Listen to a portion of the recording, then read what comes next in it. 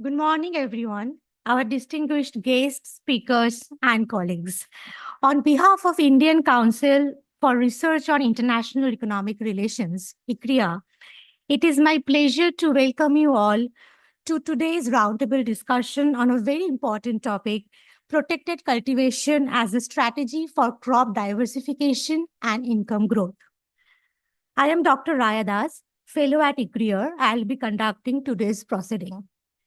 Today's all key stakeholders roundtable discussion, including entrepreneurs, institutions like, scientists and also like policymakers and important guests are going to discuss on the ICRIER's latest research examining how protected cultivation technologies such as greenhouse, net houses, polytenants can augment farmers' income through reducing climate risk and also to help them how to diversify crop in a more stable manner. To start with, may I request Dr. Ashok Gulati, distinguished professor at ICRIER and renowned agriculture economist, to welcome our chief guest, Mr. Sanjeev Chopra, with the token of appreciation. Mr. Sanjeev Chopra was the mission director and joint secretary for the National Horticulture Mission and National Mission on Micro Irrigation from 2010 to 15, during which he played a defining role in India's horticulture and irrigation strategy. Now he is senior fellow in contemporary history at the Prime Minister's Memorial Museum and Library. Now, may I request Dr. Gulati to welcome our special guest of honor, Dr. Pramod Kumar Joshi, Vice President of NAS, President of Agriculture Economic and Research Association, and former Director of IFPRI South Asia, with a token of appreciation. Yeah. Now I'd like to invite Dr. Ashok Gulati to provide an introduction of the topic and set the context for today's deliberation. Thank you, sir. Good morning. Let me say at the outset, extremely grateful to the two great personalities sitting on the dais and all the participants who have joined in this roundtable. My job is to introduce first ICRIER, what ICRIER is, then the topic that we have picked up on this, and then highlight the role of some of the people sitting in this room. Very critical. ICRIER, and this is a welcome from the ICRIER side. ICRIER stands for Indian Council for Research on International Economic Relations. It was founded in 1981, so literally 45 years into the game. And we look at not only Indian economy per se, but what is happening around the world and what lessons we can learn from them. And this is a continuous interaction that we try to do. Within ICRIER, we have 5 major verticals. One is called the GEM, that is growth, employment, and macroeconomics. One is called the TIER, that is trade, investment, and economic relations. One is called digital, which is the Desi digital economy. That's one. Then we have on climate change and urbanization. These are 4 non-agriculture based. And then we have something called APSI, Agriculture Policies, Sustainability, and Innovation. And this topic that we are doing today is coming out of APSI. Agriculture policies, because they are critical for transformation of the lives of at least 43% of the workforce today, right? It was 45, it has come down to 43% of the workforce which is still engaged in agriculture. Now, why we picked up this topic? The whole idea, if you recall, when there were two successive droughts in India, 2014, 15, 15, 16, and that had happened only 3 times earlier in a century, successive droughts. So when Prime Minister Modi took over in 2014, he was hit by two successive droughts, which was a major shock to the system that how do we cope up with that? So climate change became a very important issue. How do we protect our crops from climate change? And you have seen the extreme weather events, unpredictability of that. Even in March, there were heavy rains and some even hailstorm in Punjab, Haryana belt damaging crops. So how do we deal with that? That was one major issue that we took. But then in 2016, Prime Minister also gave a clarion call to double farmers' incomes in 7 years by 22-23. So I remember I wrote a piece at that time. Are you talking of nominal incomes or are you talking of real incomes, net of inflation? And then he set up a committee in April 2016 under our good friend Ashok Dalwai. And he took 2 years to write 14 volumes on how to double farmers' incomes. And he said, no, we are not talking of nominal incomes, we are talking of real incomes. And to do that, agriculture needs to increase at 10.4% per annum. I said 10.4% agriculture growth over a 7-year period is almost impossible, The highest rate of growth in Indian state in agriculture, very interestingly, has been in Gujarat when Mr. Narendra Modi was the chief minister. 2001 to 13-14, the agriculture growth of Gujarat was 9.2% per annum. 9.2% per annum agriculture growth, which was unheard of. And everybody thought, including me, it is because of Narmada. And when we did the district level analysis of entire Gujarat, and we found the growth was coming from those districts where Narmada water has not reached. So I was shocked. So I went to Gujarat with, our friend Tushar Shah.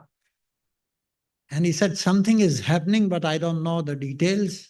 I said, these are our results, and this is what is likely to be happening. It was largely because of BT cotton.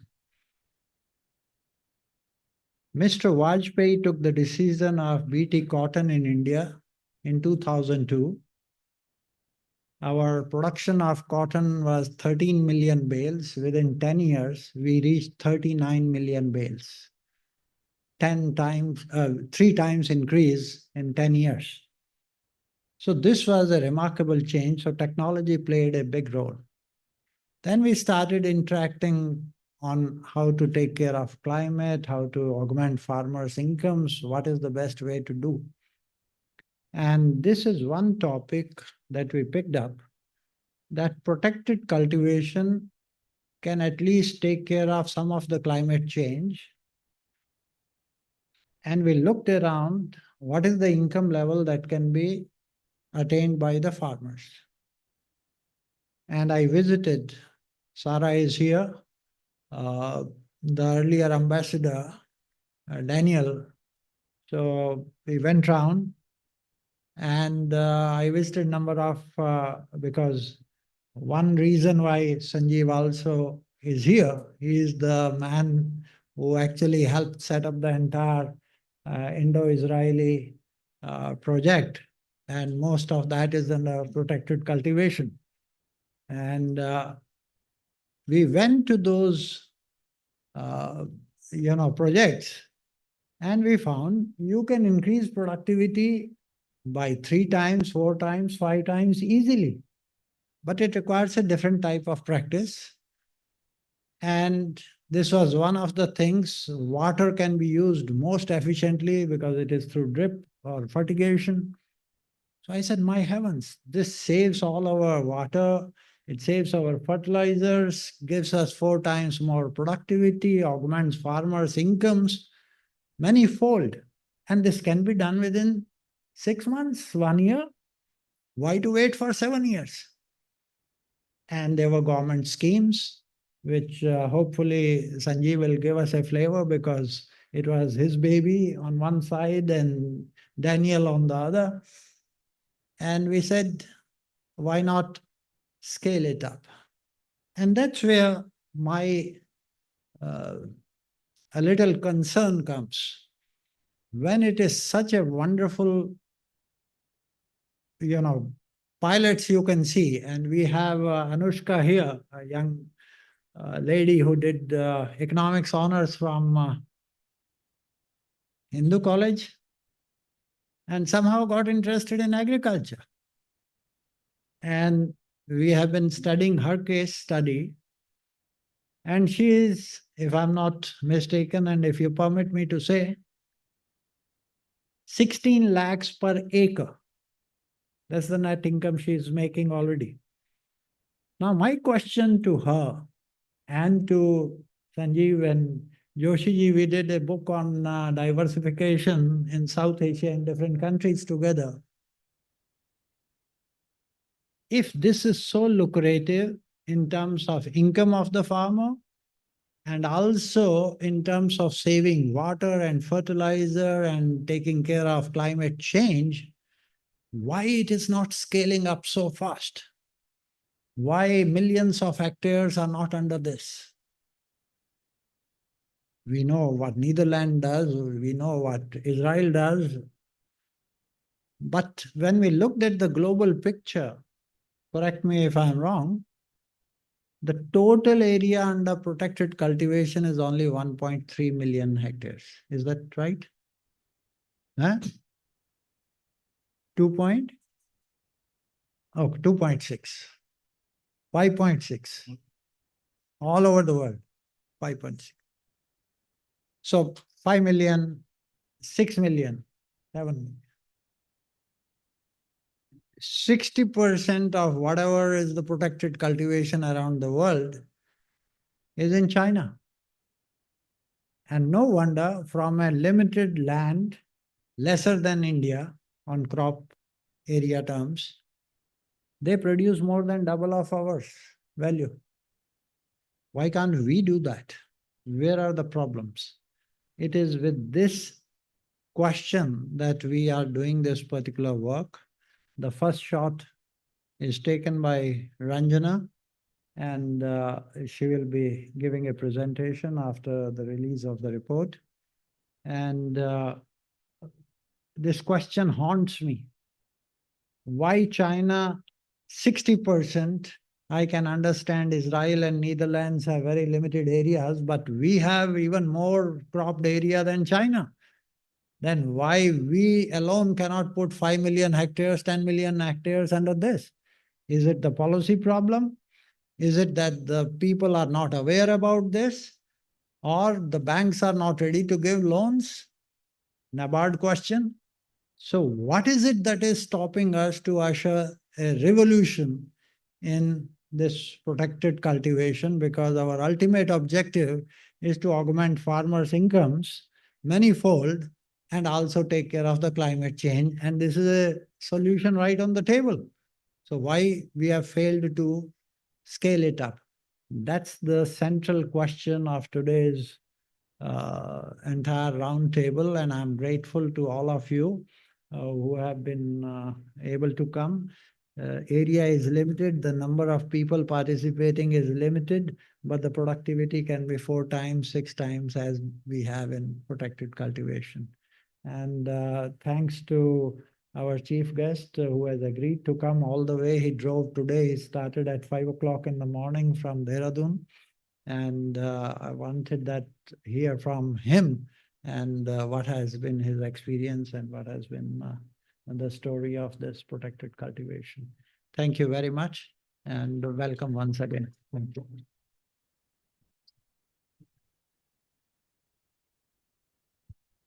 Thank you, sir, for the introduction. Now it is my pleasure to invite our keynote speaker, sir, Mr. Sanjeev Chopra. Sir, we are honored to have you with us today. May I request you to address the gathering, please?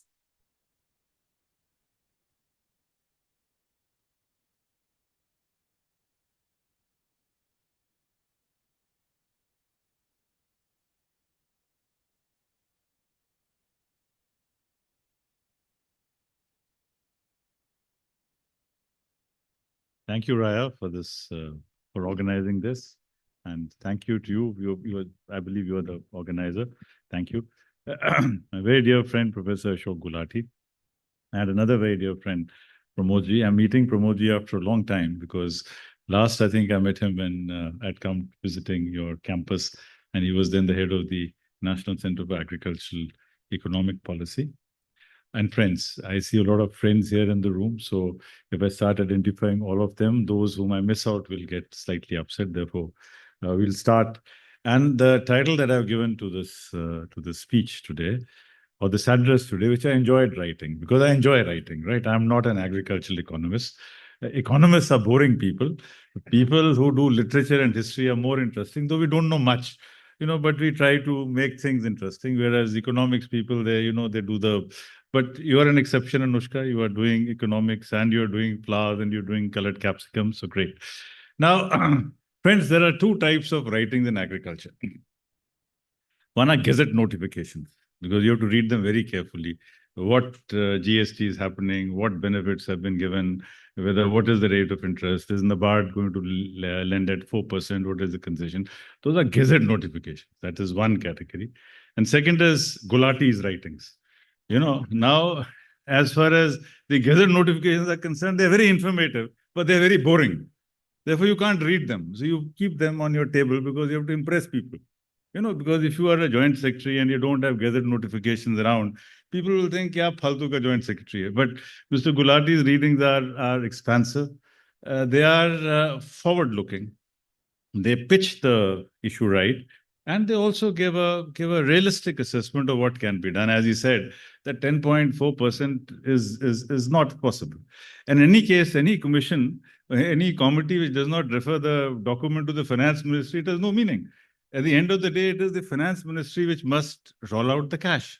And all your good plans, if you haven't consulted your counterpart in the finance ministry, and that's true for any organization. If you don't keep your finance department happy, you can write a very good report, but it'll come to naught. So, friends, I'm glad that I'm here because I was very happy in my current job. I'm very happy in my current job as in the Prime Minister's Memorial, because there it's all memorializing. You have to read old documents and say that this went wrong, this could have been done better. So, so I look at borders and boundaries and frontiers, though I do chair an organization called FEED, which is the Forum for Federation of Equitable Enterprises. And therefore, twice or thrice a year, I have to write a foreword to the state of marginal farmers. And so this year we did on marginal farmers and cooperatives. Last year we did marginal farmers and climate resistance, climate resilience. And before that, we did policy. But this is therefore important that I'm here. And of course, when the government of India, we invite a lot of foreign civil servants. So when they come to Missouri, so you have to give them a good talk, right? Like when we go to Israel, we are taken to the best of places, right? We're taken to the best of places. Sarah, you take us to very nice places. You show us all the good things in Israel, and that's what every country does. So whenever we have these foreign civil servants who come to us, so we try to showcase to them, not just showcase to them, but show them how over the last 10, 15 years, how agricultural scene in this country has changed. You see, many of you will not recall, Mr. Gulati will, and so would Mr. Joshi and some of the old timers, Sachidanandji would also recall. There used to be something called the block level bankers committee meeting, in which the block BDO and the SDO would sit and decide how much credit should be given to a potato farm. How much credit will be given to a rice farmer? How much credit will be given to a rice farmer who's doing a high yielding variety? So you had a table of 23 types of, KCCs to be given at the level of the block. Then we graduated to district level committees and state level committees. The point was that how do you determine the extent of rural credit? Now, fortunately now in many states of the country, the land records are now linked to the Kisan credit card. Therefore, it's become very easy to determine how much credit has to be given based on land. The next intervention was through soil health cards. It was the next intervention. Then we now have POS on fertilizers. And then finally, we've been able to link the Pradhan Mantri Fasal Bima Yojana also with that, and hopefully also the agriculture. So the ecosystem is now well defined, but the base of it is that the entire ecosystem has been designed for rice and wheat and sugarcane and to some extent potatoes, and a little bit of tomatoes and a little bit of onions, because if you take out the top, that is the tomato, onions and potatoes, it's fortunately, by the time I became Joint Secretary Horticulture, top had become important. And therefore, there were often questions in the parliament. I must share a little anecdote with you. It's very rare, sir, very, very rare that you are present in the parliament when your report is being discussed. So what happened was that, as happens every year, in the beginning of the year, even before the onion shortage, as managing director of NEFED, he would write to all the chief secretaries saying that, look, there is likely to be an onion crisis. So if you would like to stock some onions, do let us know in NEFED. We'll try to make arrangements. Now, in our country, and I suppose all over the world, till the crisis hits, nobody reads that letter. So obviously, when the crisis hit and when Mr. Sharad Pawar was being attacked, so I was sitting there, to help these. So Mr. Sharad Pawar says, but I'd like to draw the attention of the House to this letter which was written by the managing director of NEFED on this and this date. I said, wow, my letter being read out in the Lok Sabha. It's a great, I'm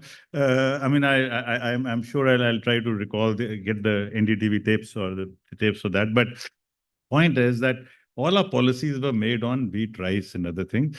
Protected cultivation has not been our priority. And I'll tell you why it is not a priority. Anything which is a priority is an election symbol. Sachidanandji will recall, and few of us will recall, because in the morning I was traveling with a young lady, and I asked her, do you remember that the Congress symbol was Do Bail Ki Jodi? And she said, I don't remember. But we all remember, the senior ones remember, that the first symbol of the most dominant political party in the country and perhaps the world was Do Bail. Two bail with an oxen. Sorry, Sarah. The first symbol of the Congress party was oxen and a plow. That's the thing. So that gave way to a cow and a calf. That was the second symbol. And the Lokdal, they had a symbol with a farmer and the hull in a circle. The communist parties would have the sickle and the hammer, and they would have those, those threshers, those wheat shafts, rice shafts growing up. Then you had the communist parties. I've told you the Trinamool Congress, of course, has leaves, and the Dravidian parties also have that. The BJP also has an agricultural produce called the lotus, which is perhaps under protected cultivation. No, maybe, sir, it's under protected cultivation because it's got all the right drips at the right time. It gets the right nutrition and it's doing well. So scaling. Anyway, but the fact is, you see that protected cultivation has not become an election symbol. It's just a piece of plastic. It's just a translucent sheet of plastic, and therefore, it's not yet got the fizz. It's not got the sort of. It's not got that place.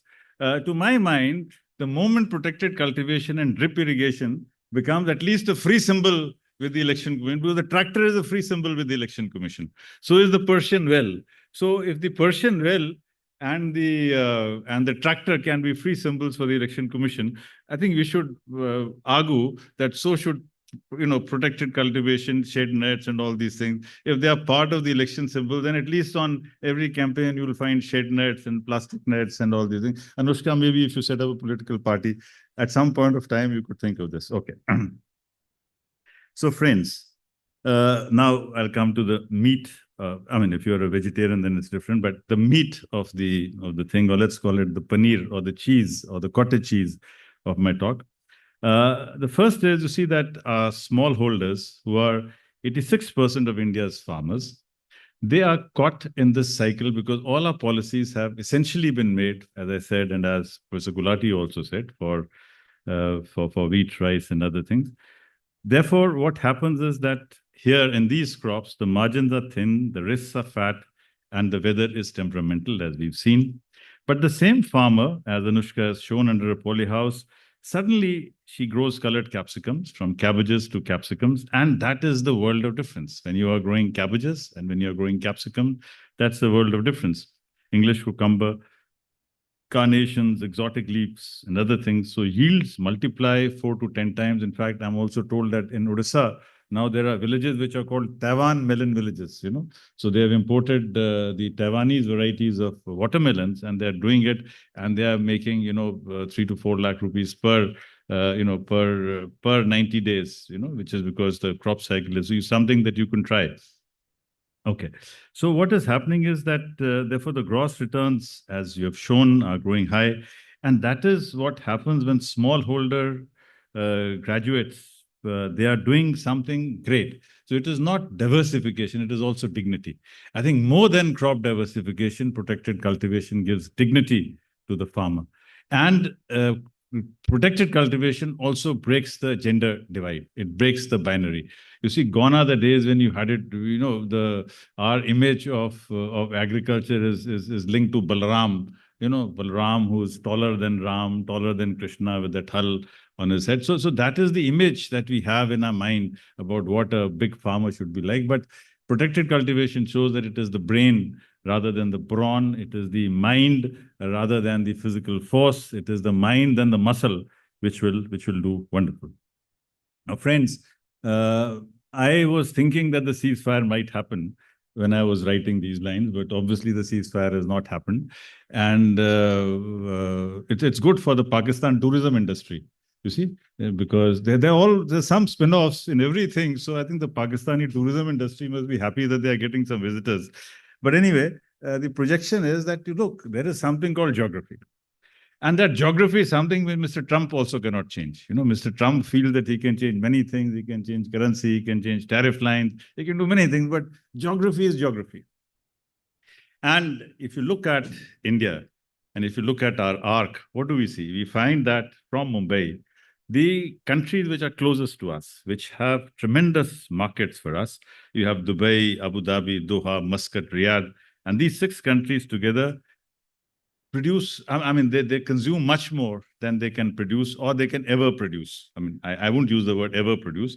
So now the UAE alone imports about $2 billion of fresh vegetables and fruits every year. And this is, the gap between what they need and what they produce is very large, likewise with Saudi Arabia. And also because their food habits are changing. And, and it's not, they can spend as much money as they want. So the same capsicum that we sell here at a particular rate can sell multiple times over there. And therefore, we can look to this, and especially because, and I think ICRIER is especially suited because you have APSI and you also have the free trade thing. So if we had, I'm sure this is happening, so we got to leverage this duty-free access on most vegetables, which will give us a 20 to 30% edge over Egyptian or Jordanian suppliers. 3 to 5 days by sea from Mumbai to Jebel Ali, 1 day by air. And although today, last year our vegetable exports were about $2 million, UAE being a top destination, that's impressive. But then the total market size there is 6 to 8. So there are 2 ways of looking at it. We can feel very happy that we've done 2 million, but we can also be concerned about the fact that the actual potential there was 8. So we've done only 1/4 of that, which means there is a lot of scope. There's a lot of potential to do even more. And therefore, are we swimming in the market, or are we only dipping our toe in the water? So Rajiv Roy, over to you. You must now take a visit to Dubai and see that we can do more.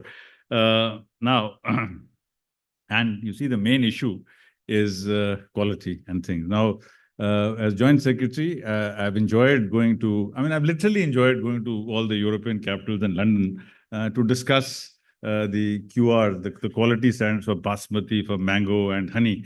So my daughter used to joke that you are very happy when Basmati, there's a crisis because you seem to be flying to London. Whenever there's a Basmati crisis, to acha hai? I'm sorry. I said, that's good because, you get to visit London and, half of Punjabis, the family is in London, so it's much easier for us. So, who can spend money to go and meet cousins and friends? But if the Basmati is under challenge, then you can always go and, meet people and also spend 2 extra days on government expense and stay at the St. James Hotel, which is very nice. Okay. So now, when you talk about protected cultivation, an essential element of that is drip. Now, you cannot talk of protected without drip, and both of them have a very interesting, very intimate, very cordial relationship with each other. And this is the one market which is going to grow substantially. And this should grow substantially with or without subsidies. In fact, to some extent, I would feel that because of this dose of subsidy, the market hasn't really taken off, because when you are offering a subsidy, then you are sort of making it sound that it is not viable by itself. You see, if a thing is not viable by itself, it will not work. I'll give you an example. You see, we are not being recorded. Are we? Anyway, even if we are being recorded, doesn't matter. I'm already a fellow at PMML. Ab kya hoga? Kuch nahi hoga. You see, whenever the governments have tried to introduce something jabardasti, it doesn't work. It doesn't work. You see, we've tried to do many things, moral education, it's never worked. We've tried the ethics paper in the civil services. I don't think it has worked. So these things don't work. What works is the actual practice. When things actually work, when you do things, then it actually works. So I think we can grow and a broader micro irrigation market with or without subsidies should touch $1.2 billion by 2030. And one has had the privilege of working with most of these groups, Jain, Premier, NetFM, Mahindra, Phenolix, Polyplast, and our domestic base is quite strong. So let's keep that value chain here. And also, we can also look at being export markets for this technology as well. Now, the fact is that there are, of course, recent times, there have been many newspaper articles by the industry saying that, the finance ministry should make some concessions to this micro irrigation and the shade net sector because of the war. They compare the situation to COVID, which is also a fact. Now, the real implications of the war have not hit us, but the moment they hit us, we will have some problems, and therefore, I'm sure, and perhaps ICRIER could take the lead in organizing that round table with them and the finance ministry and the agriculture ministry to look at the overall impacts. You see what happens if you increase the prices. The prices go up, because the fact is that Reliance has increased the prices. And this is the base material for all our micro irrigation protected cultivation. So if Reliance will raise the prices, if others will raise the prices, then obviously the fallout and the impact will be there on all of us. So whether we do a GST adjustment or whether we do some other thing, I'm certainly not in favor of increasing the subsidy, but perhaps a GST thing. And the other thing which these these people are saying is that, perhaps and NABARD is here, so perhaps we could also talk about, deferring the payment schedule so that they at least should not become NPAs. Because once industry or once the micro irrigation equipment suppliers, drip irrigation, if it once becomes NPA, then it will take a long time for us to recover. So perhaps some sort of a deferment could be looked at. Now, I think the key reason why we haven't done, in fact, when it comes to clusters, the first thing that comes to the mind of most people is quota. Why has quota become the IIT hub of the country? Not because the quota's weather is good, it's the most terrible weather. There are no clubs, there are no libraries, there is nothing very great about quota. Somebody decided to set up a coaching center there.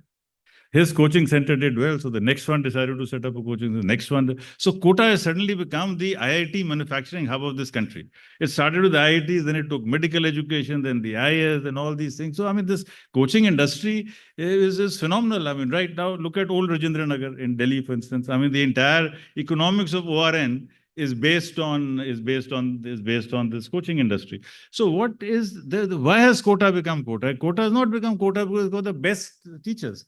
Quota has become quota because suddenly you have a lot of people assembling in quota, you create a competition, you create a demand, and people know that, all right, if you go to quota, you will find somebody or the other. Now, this is what we need to do.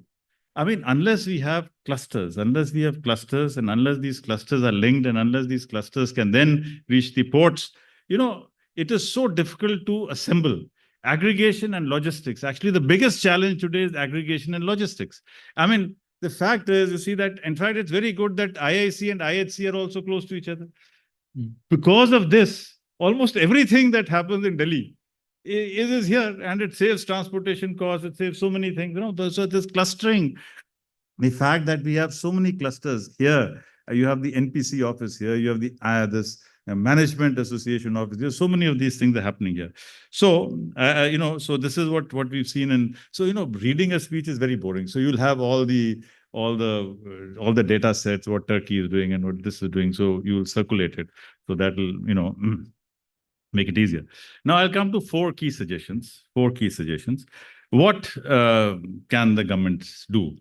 Now, I think the first is that we have to treat this protected cultivation not as an individual endeavor, but as a public good, as a grazing ground, as something which should be available to whoever wants to do it. So perhaps we need to have, about 200 to 300 large public spaces. I mean, large public spaces where you have created these large facilities, whoever wants to come, plug and play.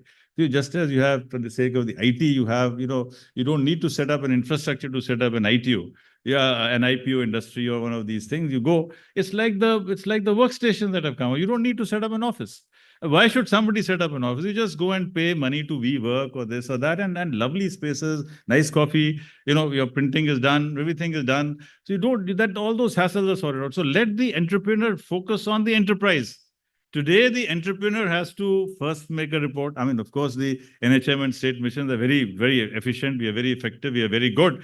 But all the same, there is a time involved in it. There's a cost involved in it. So why can't we have these very large spaces that will also make things, you'll have aggregation, and therefore the things will become much, much simpler.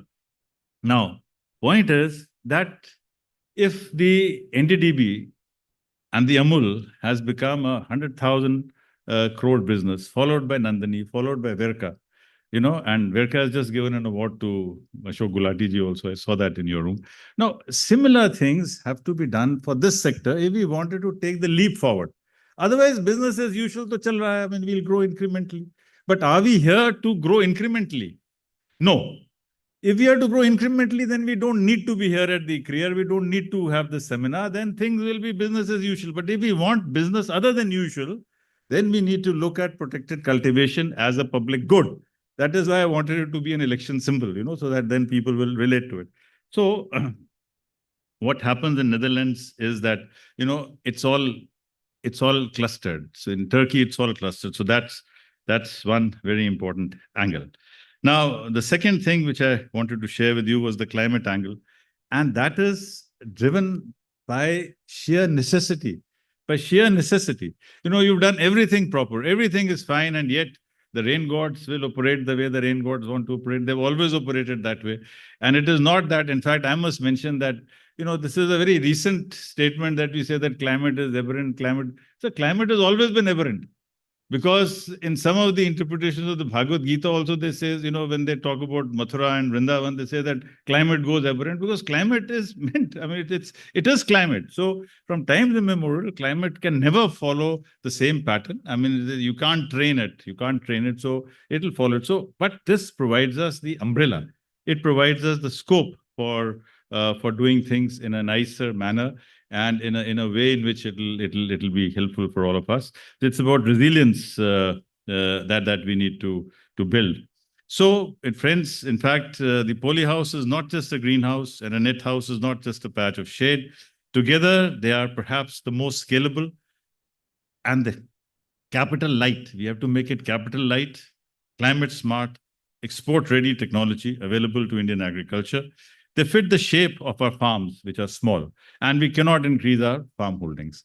But size should not be a constraint on our thoughts and on our imagination. And the next generation of agriculture is not based on the quantum of land that you hold. It is based on your thoughts. It's the mind which is far more important than the soil that we are handling. So, friends, it fits into the rhythm of a labor which is intensive and attentive. It fits into a trade geography, 3 hours from the world's largest food importing bloc. It fits into a moment of history because it's an economy which is diversifying beyond grains, very important. It's an economy which is going beyond grains, and rural youth who will stay in the village only if the returns are higher than the returns in the urban area. If returns in the urban area are less, only then, in fact, in Uttarakhand, because of ecotourism, because of the Char Dham Yatra, the number of cabs, and now with this new, in fact, I was thinking that I can have my address as Delhi Extension 2, Dehradun Delhi Extension 2, because it's become very... So, friends, let me close here by saying that it's been a pleasure writing this. It was a pleasure to go back into the world of agriculture, horticulture, recalling all the wonderful things that we did. We set up those centers of excellence in Jalandhar, in Kartarpur, in Maharashtra, all across the country. And India is doing very well because we are collaborating. Israel is here, but we've collaborated with the French, we've collaborated with the Germans, we've collaborated with the US, France, on various technologies. So I think the way to grow is to look at the best global practices, adapt them to our local conditions. And of course, if young women who are educated, if they come forward, that is what they call Sone Pe Suhaga. Thank you very much.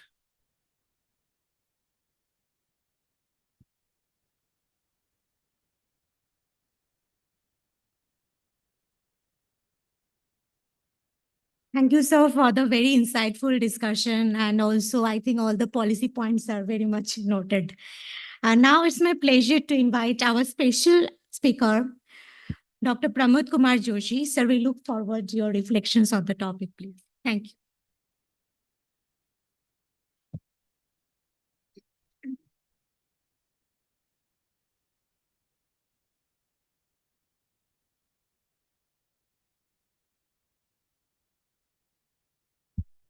Good morning to everyone.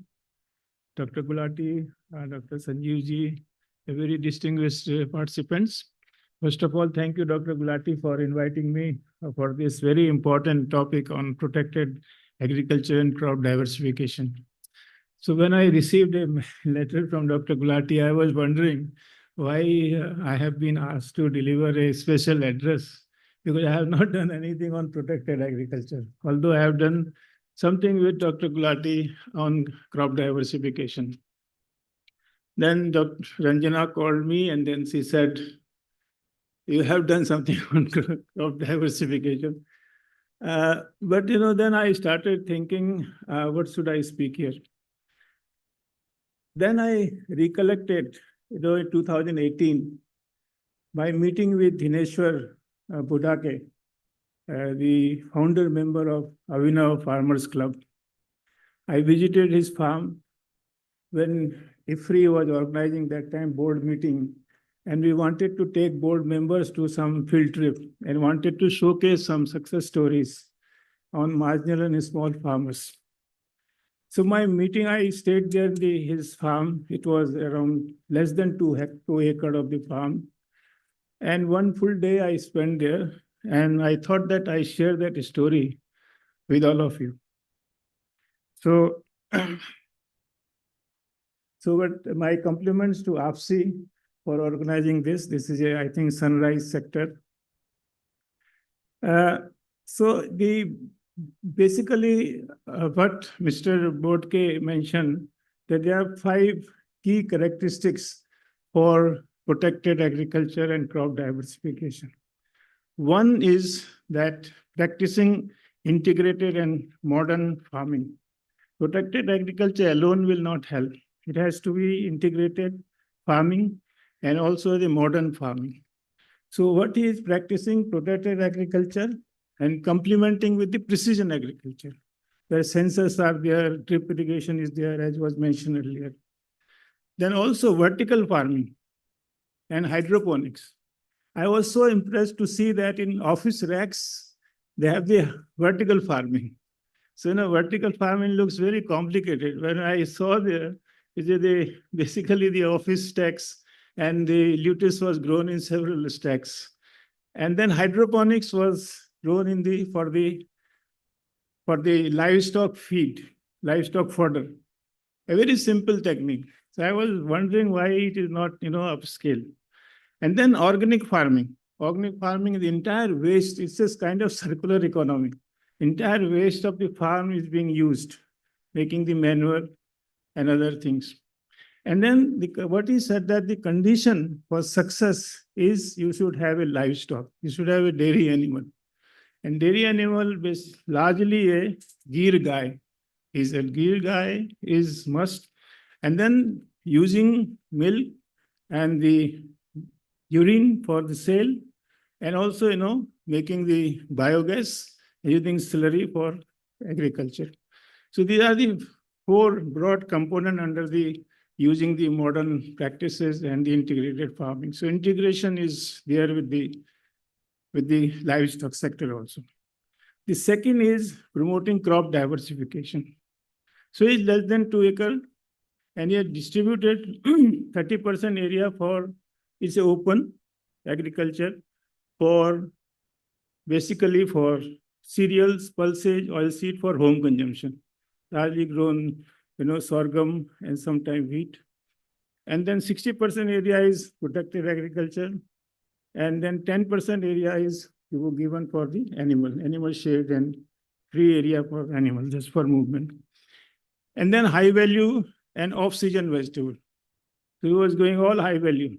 The capsicum, these cherry potatoes, the cucumber, all high value, and also off-season. So this second component. Third is the direct marketing. And it is eliminating all the intermediaries, directly connected with the retail chain. And they have also directly sharing with the produce with the consumers. They have a app-based marketing, Avinav card. So you can download the app, Avinav card. They will deliver at your home. And then they have a large network of farmers. Around 1.56 lakhs of the farmers are connected, small and marginal farmers, with the Avinav Farmers Club. And they are providing market information to them so that they can plan their decisions.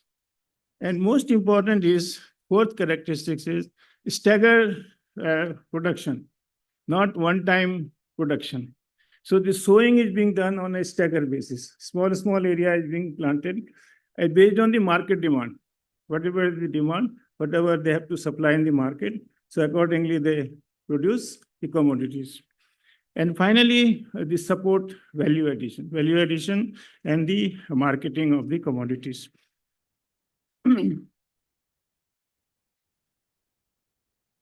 So it helped in increasing the productivity. You can see there are all the crops. I have listed only few crops. The yield gains are more than 2 to 3 times in all the commodities we're comparing to the open area to compare to the protected agriculture. And then the yields are increased because of controlled environment. Everything is being controlled. Temperature is controlled, humidity is being controlled. So whatever crop requires, it is being given to the crop. Then protection from pests and diseases, improved resource use efficiency, soil and especially water and fertilizer, and year-round production. So yields are increasing. And then incomes are also increasing. Income per hectare, is also 4 to 5 times more than you cultivate in the open area. Very high income, as was mentioned, doubling farmers' income was the slogan. So this is one area where we can harness the potential. And incomes are rising because more production, reduce the variable cost. Cost is being reduced because of resource use efficiency, and also the homegrown manure. What Mr. Budhake was mentioning, that he rarely uses the chemical fertilizer. Only sometimes it's being used for his own, the rice, the wheat or sorghum or pulses are being grown, where the inorganic fertilizer is being used. And then the quality is also improving because you are having controlled environment, better quality, which fetches higher prices. So high value crops are there, off season is there, so you have advantage of price. So you are getting better prices, so incomes are increasing. So per day, what he calculated in front of me, that how much he is getting every day. So he was mentioning that he is getting 6,000 rupees per day. Per day is less than 2 acres of the area. And roughly 22 lakhs of rupees he is earning from less than 2 acres of the area using these practices. So very impressive. So what are the other advantages? One is the water saving, 40 to 60% water is being saved. Drip irrigation is there. Sensors are being used. And this farmer is having 4 family members. Budake, his wife, his son, mechanical engineer, and daughter was doing agriculture graduation.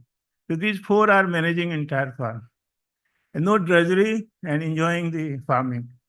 So the mechanical engineer has designed the entire system for water, drip irrigation. They have not taken the subsidies. Their subsidy is more costlier than what I can make at my own.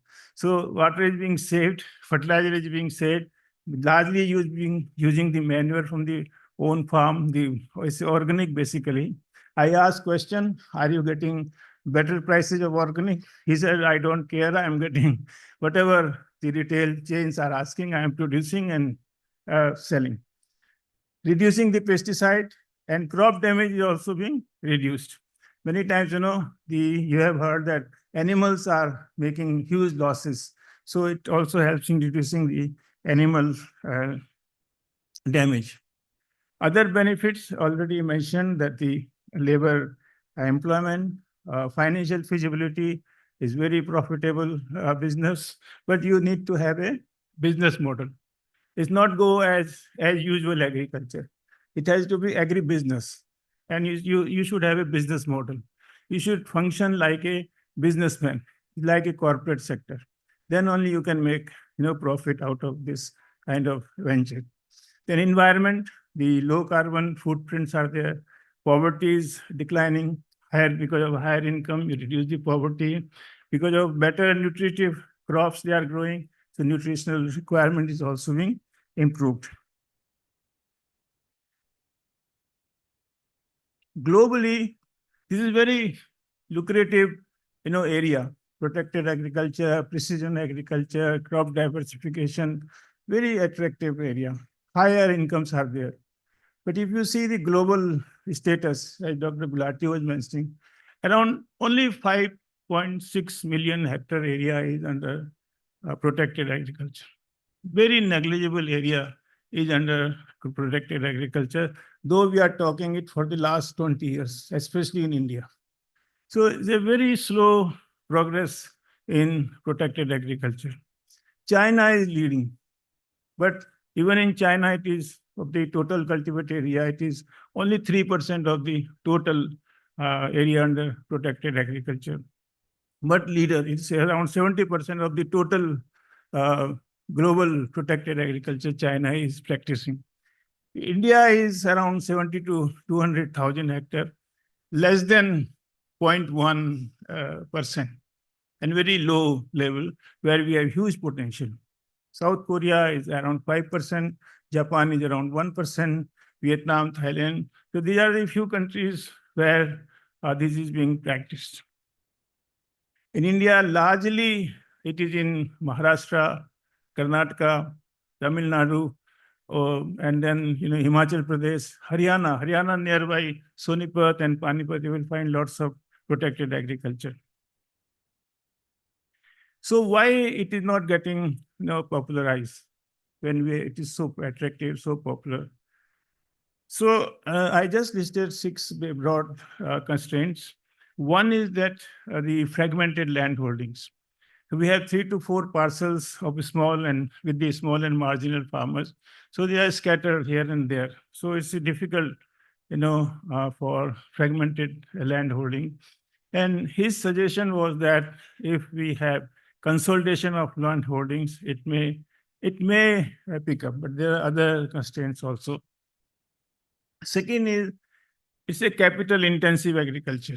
For making for protected agriculture, you have to need shade, and then several things are needed inside: drip irrigation, sprinkler irrigation. So it's require more capital. So if a marginal farmer, we don't expect that he can invest a lot of money. Here comes the role of public-private partnership. Third is lack of technical knowledge and skill. You need a skill for precision agriculture, how to operate it, how to take these sensors, are effective or not, how to have your own business model, especially for the marketing, how to have agronomy of the crops, how you sell, everything, in a composite manner. Fourth is limited access to inputs and planting material. Once you are doing the protected agriculture, precision agriculture, the varieties are different. Planting materials are different. This is neither sometimes not available, or the information is not available with the farmers. And then market and price constraint are also there. So you have inadequate, supply chains for perishable commodities. Your model should not be as a business as usual, especially in marketing. So it has to be directly connected with the retail chains. Then only you can be successful. Last one is risky. These shades under extreme weather conditions. So it's a risk of damaging your protected agriculture also. There are several government schemes, as was being mentioned, that there are schemes for having the protected agriculture, even for promoting crop diversification, drip irrigation machines. Several government schemes are there. The private sector is now also coming up in this area. Several private companies are also there. One, I could see that direct cultivation. They are doing direct cultivation, NutriFresh farm. They are export orientation, especially for vegetables, doing all hydroponics, climate control agriculture. And then there are private sector which is providing technology, that is AgriPlus and Cryogen. And then there are companies doing marketing, providing technology, and also providing services like ITC, Mahindra, Generic, and so many are there. So we can take advantage of the government schemes as well as the private sector wherever it is coming. So what is way forward? So I'm just suggesting 5 broad areas what we need to do for upscaling the protected agriculture, and protected agriculture without diversification, especially horticulture commodities or like fruits, vegetables, or floriculture, it may not be successful. So one is a shift from subsidy-driven ecosystem to a demand-driven approach. Once you have a supply-driven, it does not, it is not being successful. We did a study, especially for FPOs also, the farmer producer organizations. There are 2 kinds of FPOs. One is the supply-driven FPOs promoted by NABARD and government schemes. And there are FPOs which are demand-driven. The farmers are coming themselves that we should have FPOs. So the demand-driven FPOs are more sustainable, more effective, and the supply-driven are not that much, active or supportive.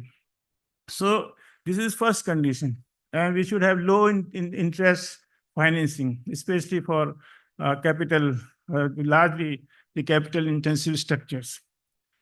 Then promoting low cost, climate resilient designs. This is a challenge for our scientific community, that how low cost as well as climate resilient structures are being made. The second is, as Mr. Sanjeev Chopra ji was mentioning, the cluster-based development is not one protected cultivation in one place, another. So we should have a cluster of 50 to 200, and that should be near urban areas where you can quickly deliver your produce because it's a perishable produce. Focus on high-value agriculture and link clusters with retail chains.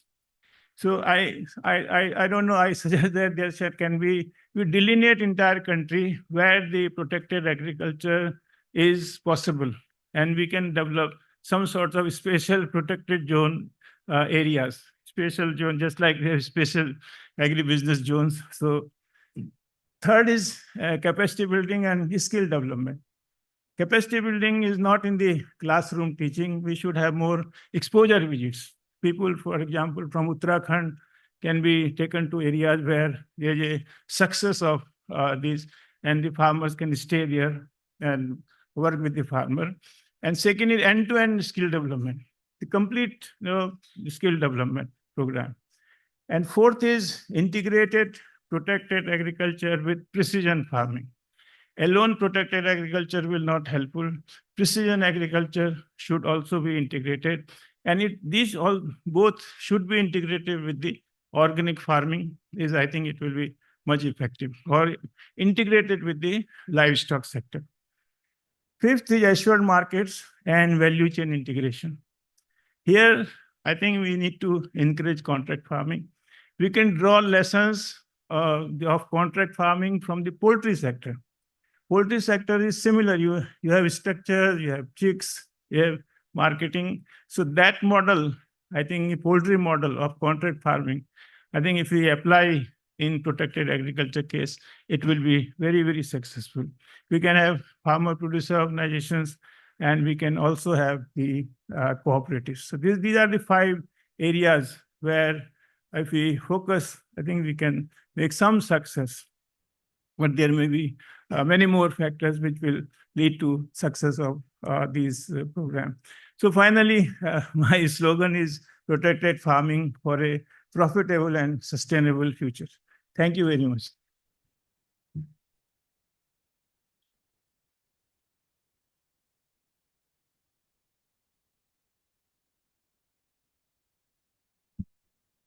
Thank you, sir, for explaining the protected cultivation through the lens of farmer Bodke and giving us the policy direction.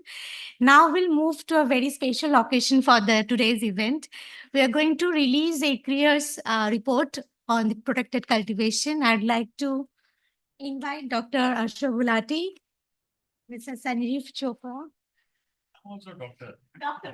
Sanjeev Chopra. Dr. Sanjeev Chopra. Yeah. And Dr. P.K. Joshi. I'd like to invite Dr. Sarah and also Anushka on the stage, please, for this special event. Also, the other author, Dr. Ranjana Roy, please, on the stage. Please come.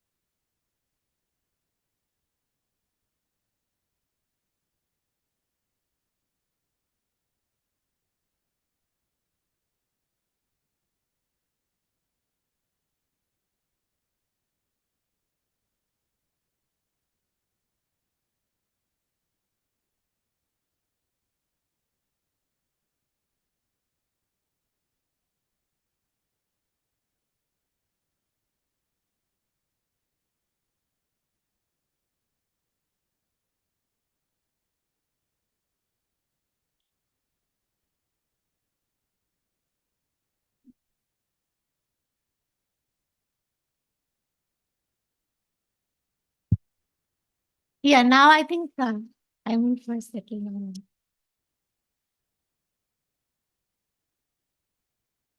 Yeah, now I would like to invite Dr. Ranjana Roy for giving a key presentation of the report, please.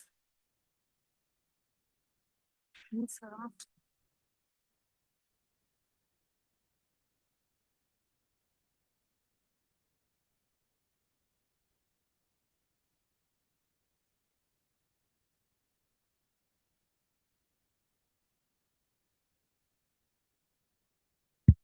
Good morning, everyone. I'll be presenting some results from the report Augmenting Farmers' Income Through Protected Cultivation. So the presentation is outlined as followed. First, I'll discuss the current status of Indian agriculture and the drivers of agricultural income, followed by the current status of crop diversification in India and the role of protected cultivation in achieving crop diversification.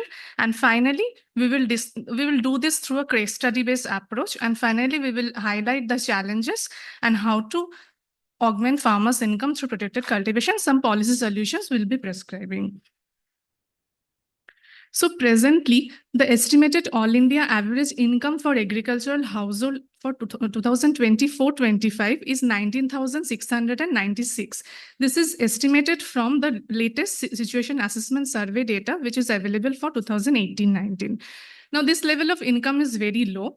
However, there's a gradual transition going on from cereals towards horticulture. If we see the total value of output, gross value of output from agriculture and allied activities, horticulture accounts for 21% of the value, whereas cereals account for only 14%.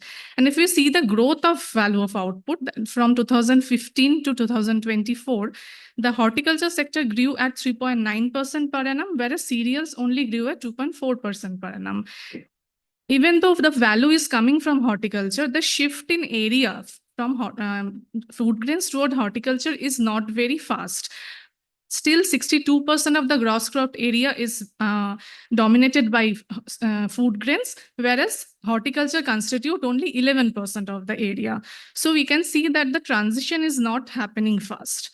Now, what are the determinants of farmers' income? We have estimated determinants of farmers' income using a double log OLS regression model from the situation assessment data, which provides agricultural household data for 45,000 farming households. And we find that the factors that impact income are irrigation, education, diversification towards high-value crops, towards livestock and fishery, and penetration of farmer producers organization. The impact of high-value crop is very visible.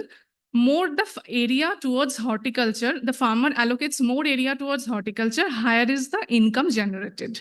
So this reiterates the fact that crop diversification helps in augmenting farmers' income. Now, if we try to see what are the current level of crop diversification across states, we see a relation between area under horticulture and the value derived from crop sector. Higher share of area under horticulture is associated with higher agricultural productivity, which is estimated as gross value of output from crops as a share of gross cropped area. And we see that states like Jammu and Kashmir, Sikkim, Himachal Pradesh, West Bengal, Kerala, and Meghalaya demonstrate superior value generation, whereas food grain dominated states like Punjab, Haryana, Chhattisgarh, and Rajasthan, they show a relatively lower GVO per hectare. Now, if we highlight vegetable sector within horticulture, India is the second largest producer of vegetables, accounting for 13% of the production, right after China. However, if we compare productivity, India's productivity is much lower than the other major vegetable producing countries. Like we have given example of China, which achieved around 26 metric ton per hectare, whereas India's productivity, vegetable productivity, is only 16 metric ton per hectare. So this again tells us the importance of not only crop diversification, but focusing on technology-driven approach. So crop diversification is only the first step. The next is productivity, stability, and value chain integration that are the key for sustained income growth. Now, what is protected cultivation? We know that protected cultivation refers to a growing crop in structures where the plant's microenvironment is partially or fully controlled, and optimized growth provides better yield, and it also saves resources. Now, if we see the global landscape, Dr. Joshi already mentioned that China dominates the global landscape. I want to add here that China has focused on a low-cost structure where they brought more area under protected cultivation, whereas other major players like Netherlands and Israel, they focused on highly precise technology-driven greenhouses that maximizes yield from a minimum limited area of land. And in all these countries, this was driven by technological adaptation, positive policy environment, and also growing vegetable demand in the winter months. Now, if we see the current status of protected cultivation in India, Mission for Integrated Development of Horticulture is the umbrella scheme that supports protected cultivation. It provides 50% subsidy for various structures like greenhouse, polyhouses, polytunnels, etc. For some states like Haryana, Telangana, the subsidy goes up to 65% of the initial capital cost. And there are Center for Excellences under MIDH, which provides capacity building, technology demonstration for farmers, and also training programs. However, even though there is a positive policy environment, the penetration has not been as much as was expected. Under MIDH, an area of 2.64 lakh hectare has been covered under protected cultivation, and that is limited in some states like Karnataka, Andhra Pradesh, Rajasthan, Haryana, Maharashtra, Chhattisgarh, and Tamil Nadu. Now, in our study, we have taken capsicum as a model crop, since capsicum is a high-value vegetable and it is produced both in open field condition as well as in protected cultivation. Now, capsicum production has increased in the last decade, but major production has been driven by area expansion. If we see the negative interaction factor here, that tells us that as more area is brought under cultivation, it is less productive land, and as a result it impacts the productivity of the crop. Since this also tells us the importance of moving from area expansion towards yield growth that protected cultivation can provide. Now, if we compare the open field versus polyhouse's cost of cultivation, we know that polyhouse requires higher cost because it's more input intensive, but it also provides better price. Colored capsicum that is produced under protected cultivation, that provides almost 100 to 120 kilo per rupees per kilo, that goes up to 100 to 120 rupees per kilo, whereas for green capsicum, which is produced in the open field, the prices achieved are much lower. So higher price helps the farmers get better return. Now, let's come to our success stories. So we have chosen two states, Haryana and Uttar Pradesh, mainly because these two states are cereal dominated states. Haryana is dependent on a MSP-based cropping system. So there, how protected cultivation is growing and what farmers are earning, that was interesting. That's why we have chosen these two states. So our first case study is from Haryana, where a low-cost shed net cultivation was undertaken by Mr. Pawan Kumar Singh. So the cost of installation was 28 lakhs per acre, where government subsidy provided 18 lakhs and rest was financed through loan.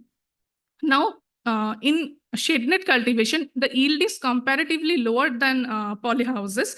However, the return was higher because Karnal area, their farmers were getting better price because of its proximity to Delhi NCR region. So their farmers were getting almost 100 rupees per kilo for their produce. And as a result, the net return from 1 acre of land was 7.92 lakh per hectare, which was after adjusting annualized fixed cost.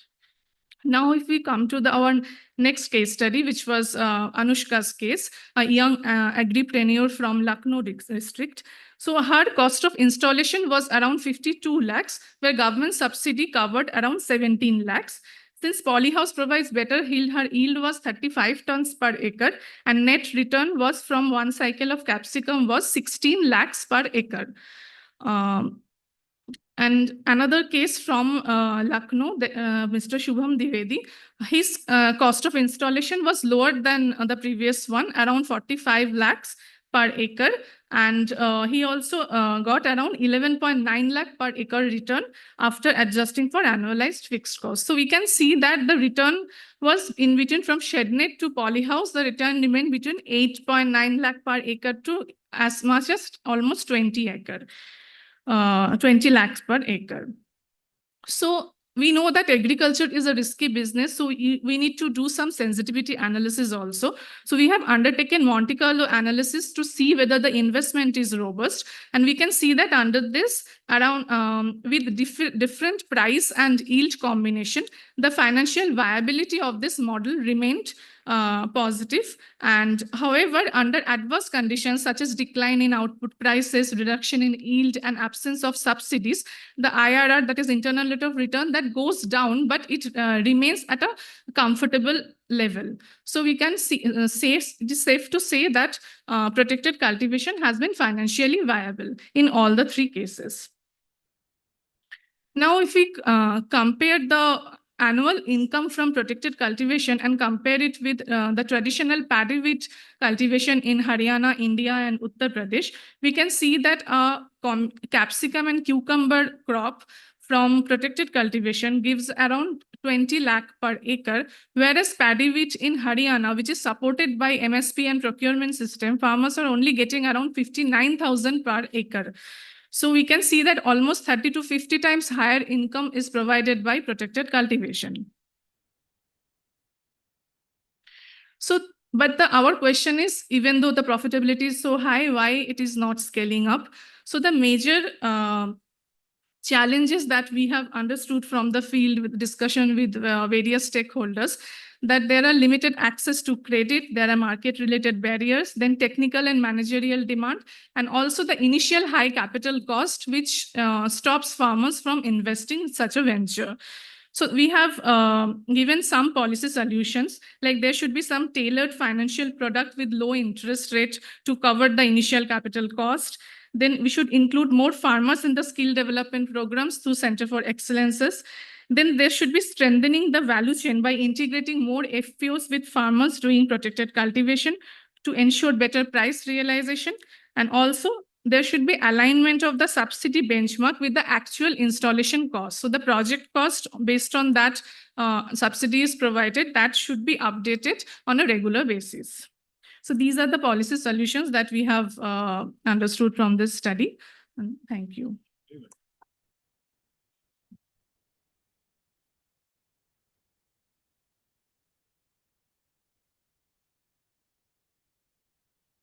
Thank you, Ranjana. The report is available like in a QR code, I think, which is available in your bag with the executive summary.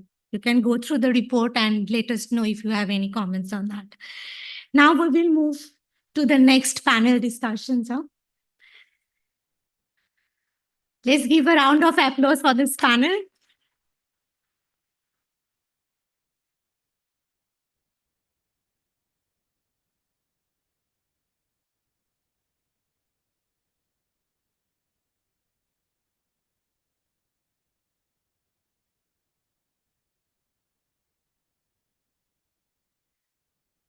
So the first panel discussion of today, it is on the role of institutions in promoting protected cultivation. Dr. Ashok Gulati is going to chair these sessions, so you have to go on the stage. And the esteemed panelists for this important discussion as a Mr. Priyaranjan, Joint Secretary, Horticulture, Ministry of Agriculture, Farmers and Welfare. Please come on the stage, sir. Dr. Sara Olga Yanovsky, Domestic Political Affairs Advisor at the Embassy of Israel in New Delhi, India. Mr. Rajiv Kumar Roy, Founder, MD and CEO of AgriPlus. Dr. Pothula Srinivasa Brahmanand, is he here? Yes, sir, yeah, please come. In charge, Center for Protected Cultivation Technology, ICRIER. Dr. Rakesh Kumar from MIDA Center for Excellence, Karnal. Oh, yeah, he's coming, okay. And we also do have Mr. Gaurav Narang, founder of City Greens, who is joining virtually. Is he here? Yeah. So with this, I request Professor Gulati to kindly take over and chair this session, please. Thank you very much, Raya. Our team has prepared some questions for the panelists, and the detailed introduction of each panelist is very much in your folder. But let me, before I start, get some of the important lessons from the previous presentations. And thanks, Sanjeev and PK Joshi. It's really heartening to hear the experience of these people who have dabbled for a long time into this. One thing that stood out very much is a cluster-based approach. And that's critical if you want to create some economies of scale and issues of logistics and packaging and branding and all that. goes with it. Just standing solo wolf in a field is a very difficult challenge for scaling up issues. And we have seen that in Netherlands, that's what happens. In Israel, I went all the way to Negev desert, to see what was happening on the waterfront, particularly how they use water. And Natafim factory also, I think we visited in Israel. So this is critical, but production part is still under control and can be done if we can mobilize the banks to give credit. Given the BC ratio is very high, internal rate of return is very high. Why banks are shy in giving? I think the way they are giving for tractors, why can't they give for scaling up of this? This gives even better return than tractors, I'm sure. That we would like to hear from the government side. But Mr. Sanjeev says, don't subsidize too much because then you kill the commercial spirit of the entire model. So this is something interesting, and I think Abhinav Farms model also, I remember those days when we took the... There's one more person here. Where is the place to sit down? I think we need to come a little closer. So how many speakers we have? 6 speakers, and one is online, I see, right? Yes. Okay. You can hear us well, right? Yes, sir, I can. Wonderful, great. Thank you very much. So this is an extremely well conversed in the policy, in the actual what is happening. Israel shows to the world how to use water the most frugally, and this is one of the ways, and still produce more and export even to the European market, all the things that are happening there. Government of India representative is right here with us. So let me start with the government first. The question that we have been exploring is under schemes like MIDH,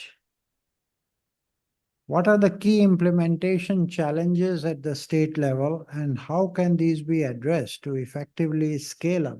Because the real issue, before you entered, we were talking, is scaling up. We have these great pilots, including Indo-Israeli thing, which were set up when Sanjeev was in the seat there. But when I go to the farmers' fields, it's a very, scarce, even in... So why it is not scaling up? And can we say that there is at least 1 or 2 clusters that we have created for protected cultivation, as you were saying, protected zones? Why not have like special economic zones? Why not have a zone? Is there even one in the country? Over to you, sir. Thank you, sir. Sir, there's a problem in scaling up. I totally agree. But there are some very good examples that have, in fact, come up in the last couple of years, sir. And the most important that comes to my mind when I talk about it is from my state, Rajasthan, where it is a desert state, scarce in water. Even the water that is available is very high in TDS, not fit for cultivation. And areas very close to Jaipur, in Bassi Boraj, have a very large cluster of poly houses. And it produces, it is growing at a very, very fast pace from land which could hardly produce maybe 2 quintals of bajra. The farmers are getting a return of 10 to 14 lakhs per annum, per acre. And the most commendable part of that is the whole cultivation is based on rainwater harvested from that area, and coupled with micro irrigation, and to some extent IoT-based decision support systems that the farmers are using. So that is one cluster that has come up very well. And the reason for it coming up on such a large scale has been a drive from the state. The government of India has been driving. The Center of Excellence were created. Farmers were exposed from Rajasthan to Israel a couple of times. And but the state government came up with their own program. Because if you see sort of MIDH is a small program, not a very large program. And if we see the number of states, obviously the share of the states becomes very, very small. But because Rajasthan came up with a special project on protected cultivation, large scale adoption of cultivation happened in Rajasthan. And it's not very far from here. And the whole cluster is basically based on vegetables, especially these exotic vegetables like cucumbers, the parthenocarpy cucumbers, the colored capsicum, cherry tomatoes. So people are growing, they're getting good returns. But still there's a challenge because when you have more adoption, large number of polyhouses then come up, then there's a challenge in the market. How do you market? There's limited number of commodities that you produce. So that also becomes a very, very critical factor in that, in fact, affects scaling up. Apart from that, the other example that comes to my mind is Kutch area of Gujarat. I think that has only, if I talk about only National Horticulture Board, it has funded more than 1 lakh square meter of polyhouses in the last couple of years. And a lot of export is happening from that area was happening from that area to GCC. Now I think there is some problem in exports. And the vegetables that are being produced are specifically for export, not for domestic consumption. Hardly anything is coming to the domestic market. So these are vegetables when you talk about protected cultivation. The other good example is of flowers. So the flower cultivation has got a great impetus because Rajiv is here and he will second me.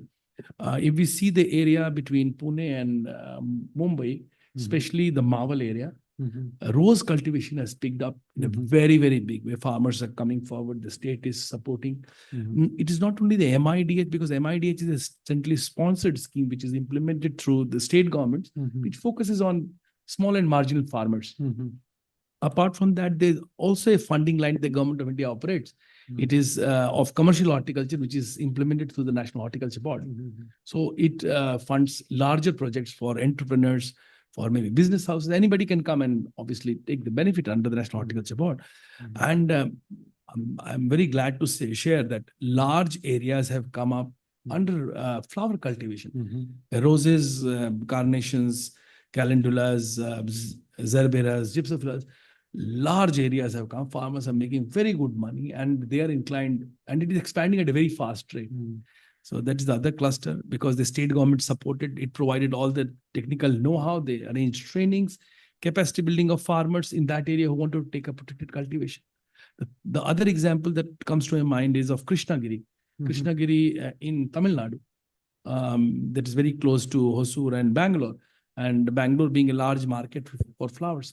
Krishnagiri has also come up very well as a cluster for flowers, only because the state government started easing out land conversion, land-related issues and providing land to farmers on a concessional basis for taking of floriculture. So these are 4 clusters which come to my mind where the state has supported and the areas have taken up. Because as it has been mentioned by my predecessors, capacity building and knowledge is very, very important if we are going to have an enterprise like protected cultivation. And unless, and it involves a lot of investment.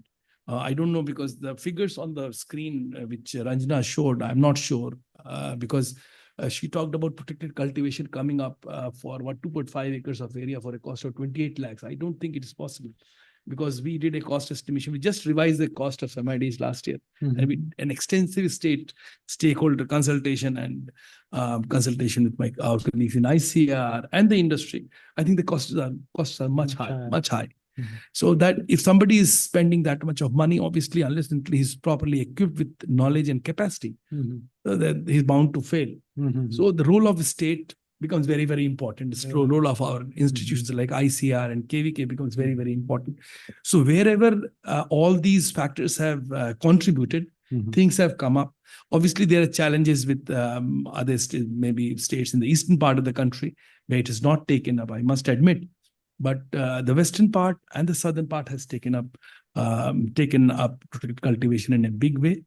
The only point is creating a congenial environment. As far as the credit is concerned, especially in the western and southern part of India, credit from banks is not a problem. All these subsidy-linked programs are easily able to get. The farmers are easily able to access credit from the banks. Apart from that, they also have a support under the AIF fund of interest subvention. So it is a very, very good situation for farmers where they can access credit and get the support of AIF. And we have got around 60 COEs in the country with the help of Israel and Netherlands, which are focusing on vegetables and flowers. So they can take benefits of them. So it is more of creating a kind of environment, which in fact helps farmer take an informed decision and take up an enterprise which requires investment. Great. Thank you very much. You are giving me some positivity that there are some clusters and they need to be, in a way advertised and more awareness about that. Rajasthan has supported or Gujarat has supported. And as Sanjeev was saying, can they make the election symbol there? So and then it, it bumps up. But I have been wondering that this is where a smallholder with, of course, more capital can increase his income 10 times, 5 times. The smallest size in the country, holding size, is in Bihar, 0.39 hectares, 0.39 hectares. You didn't mention anything in Bihar. Is it everything happens in Gujarat, nothing in Bihar?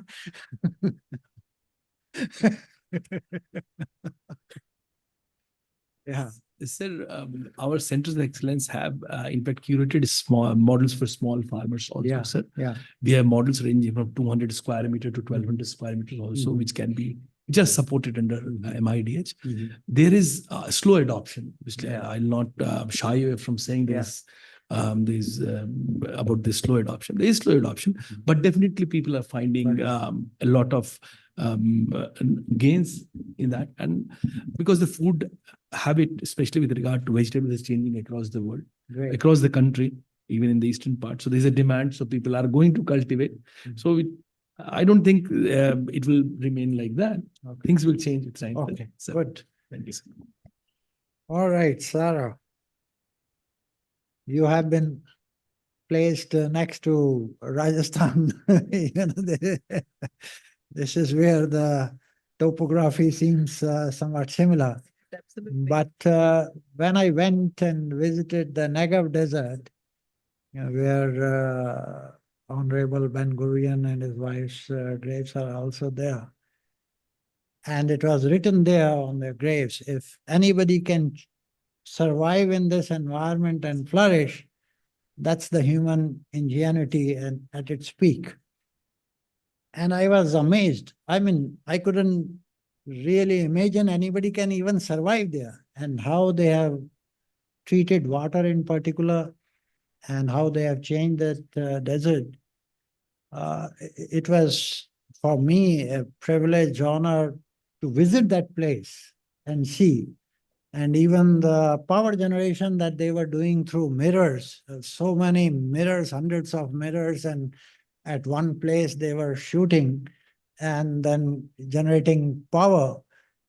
In childhood we used to have that lens, and they have put all over hundreds of thousands of such mirrors which are focusing at one place that pushes the turbine and generates so much of power in a desert where literally nobody, not even 2 leaves of grass could grow. So that is the innovation. And how that innovation can be used to bring prosperity in a very, they say adversity is the biggest, in a way it pushes you for innovations and inventions for your very existence. And that's what you see Israel has been. We have certain pockets, Rajasthan is one, but there are many other pockets which are dry and where we can do wonders and learn from Israel. You have started off with how many? 58 centers of excellence overall but with Israel it was about 30. Around 30, right? Over to you. I mean, I want to see even more hubs. He has given me some positive thing that there are some hubs. Thank you, Professor. We're all positive today. Yeah, great. And before I speak about the desert and the Negev, which is the desert in Israel, since you mentioned Bihar, let me tell you a short story about Bihar, because we recently had a really beautiful event in Bihar. We decided to go there and we had a gathering about 100 farmers, and we wanted to hear some success stories about the impact of our centers of excellence. And we had some people who actually told us their own story, and it's nothing like hearing it from the actual people who it impacts. And I think one of the distinguished speakers today spoke about the impact also on women. So I remember there was a woman who started to grow mushrooms and opened her own business. And it really had a great impact on the whole family's income and on her impact as a woman. So that's my story about Bihar. In Bihar, we also have a center of excellence, or even two. And as in many other states. And yes, so we in Israel, our strength is really technology and precision agriculture, because we didn't have a choice. Our independence, or the establishment of our state, happened just a year after the independence of India. And we had to work with a very limited space and a very challenging space for agriculture. And that's why we had to use innovation. And today, one of our main pillars in our partnership with India is agriculture. And it's a very natural partnership, because we have this small country which works as a very good laboratory of innovation and technology. But at the end of the day, the possible impact is limited in such a small space. And with the scale of India, if we cooperate, the sky is the limit in terms of the impact that we can do together, in terms of the size of the country, in terms of the number of the farmers. So that's why it's really one of the main pillars in our work together. And we have this wonderful project, which is the Indo-Israel Agriculture Project, which we have together in partnership with the Indian government. And as Joint Secretary Ranjan mentioned, we have now 34 centers of excellence. We will soon have 50. And some aim to even double the size of that and reach possibly at some time 100 centers or even more, who knows? As we said, the sky is the limit. And we are really very privileged to work with the Joint Secretary Ranjan, because it's really wonderful to work with you. We've met at some of the meetings, and you are very open to new ideas, and we really feel that you want to get things done. And I'm also lucky today that I met Dr. Sanjeev Chopra, who was in charge of those centers of excellence in the early years of the last decade, and made really big efforts to advance this project. Now, what do we do at these centers? For those who don't really know them, one thing is we build a model farm. We demonstrate the technologies, which includes greenhouses, the drip irrigation that everyone mentioned here, fertigation, best practices like grafting. We also grow and distribute to the farmers around those centers vegetable seedlings and fruit saplings, which are grown in the protected environment. So they basically get those plants, which are very high quality and healthy plants, and can use them in their farms around those centers. if it works out, of course, we heard about the challenges, but the aim is, and it works in many cases, that their yields grow by 20 to 40%. And if they use drip irrigation, the water, as we heard before, the water use is much lower, and they have a higher income. Now, in terms of water, we have here in India, we also have a water attaché, in addition to an agriculture attaché, who is not in the country now. But this is the only country where we also have a water attaché, because our cooperation in the field of water is also one of the main pillars. And as you know, we don't have the number of centers of excellence in agriculture, but we have other very big projects cooperating in the water sector. And I think you mentioned the role of water in Israel. I think about 2 decades ago, we had very major water problems. We relied on the Sea of Galilee, which is a very big lake in Israel, and everything depended on the rain falling into that sea, into that lake. The drinking water, the agriculture, all of that. Today is very, very different. We don't rely on that anymore. We have the technologies. We have desalination plants. We have water treatment plants. And in agriculture, we use almost all of the water used in agriculture is from treated water, treated wastewater, which is something that works very well for us. Here in India, people are still a little bit reluctant. That's how we feel to, accept the option of using treated wastewater in agriculture. For us, it works really well. We present our experience, but that's one of the conclusions that we came to. So we don't rely on the Sea of Galilee anymore. We have all those technologies, and we have a whole department at the embassy that deals only, with the cooperation in water, with the government, also with the private sector. But in the centers of excellence, there's another very, very big activity that we have. And we have here our employee, our local expert, our officer, Dev, who is really managing all those centers of excellence from our side and all the activities that we do from our side. He's been doing it for many, many years, very professionally. So thanks for that. We have trainings. And those trainings are an approach of train the trainers. We train officers who work in the centers of excellence, who work in the field of agriculture. So we have those trainings almost every 1 or 2 months. We have such trainings, and there are maybe between 30 and 50 participants in every such trainings. And sometimes we bring an expert, especially from Israel, but we also work very closely with local companies such as Netafim and many others who help us a lot with those trainings. And so that's why I'm saying, when we're talking about the issue of clustering, the area, the land, that is not really something we can help with. But what we can do is the capacity building of the knowledge that we have. And that is our part that we can play here in our corporation. And in addition, as I mentioned, your openness to new ideas, we also have some pilots of new technologies. Because also the drip irrigation, it's not as if the same drip irrigation that was invented in the 1950s. It changes, it gets better. Now we have a new one called NDrip, which is based on gravity and does not need energy, does not need power. It doesn't work in every land, but that's in every type of land.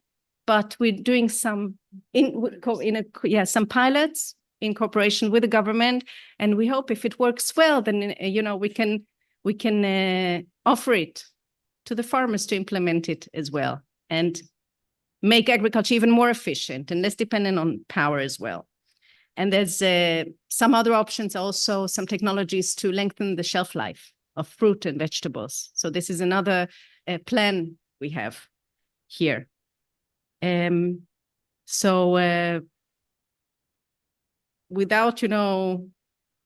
further ado, I think we have some more speakers and we need a lot of more time for them, but it's really a pleasure to be here among all these distinguished experts. So thank you. Great. Thanks a lot. This is very helpful. I'm so happy that you started off with Bihar. And you said there are 2 centers of excellence in Bihar. Yes. Right? Which crops they are dealing with? But one is in Nalanda, near Uh-huh. and the other one is at Hajipur. Uh-huh. So one is for fruits, the other one is for vegetables. Yeah. We are studying Nalanda, mushroom and Mahila. That is women and mushrooms. So Nalanda is taken yeah, very well. and Nalanda is a very exciting place on that. And you talked about the scale effect that collaborating with India actually can create a scale.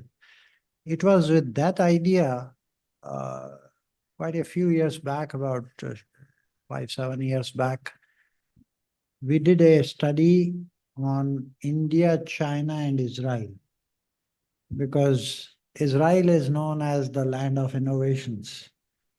And scaling up has to take place from India and China, and how the two. There is a book now on that issue. I think that's great, and I would love to see centers of excellence going from 30 to 50.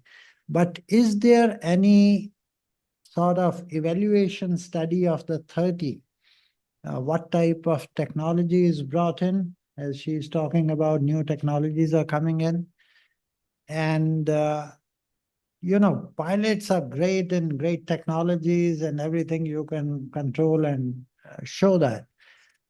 But when I see and ask the question scaling up, that's where I don't get the same excitement as I see in the pilots.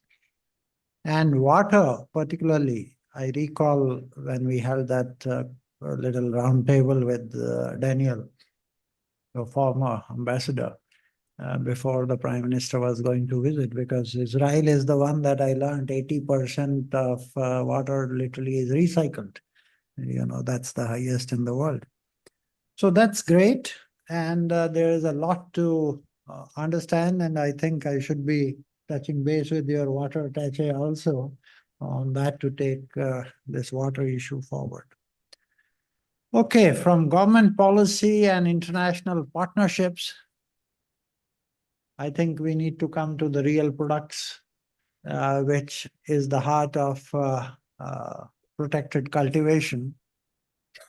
Rajiv Kumar Roy is the founder and MD of AgriPlast. I think AgriPlast is the biggest player in this game of protected cultivation, the products that we are producing. There are 2 questions. From a company's perspective, what are the main challenges in scaling up, which is our main issue?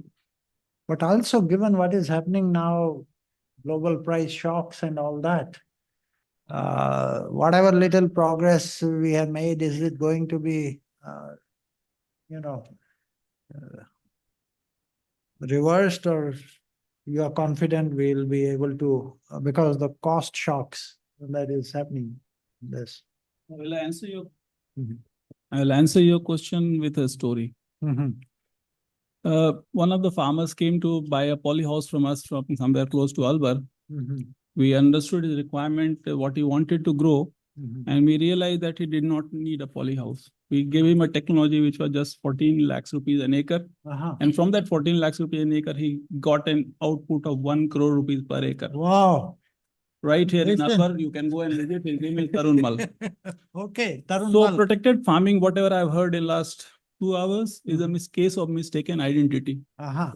Protected farming is not only poly house. Okay. Protected farming is not only greenhouse. Yeah. It starts right with the word drip irrigation. First Yep. step of modern farming. Yeah.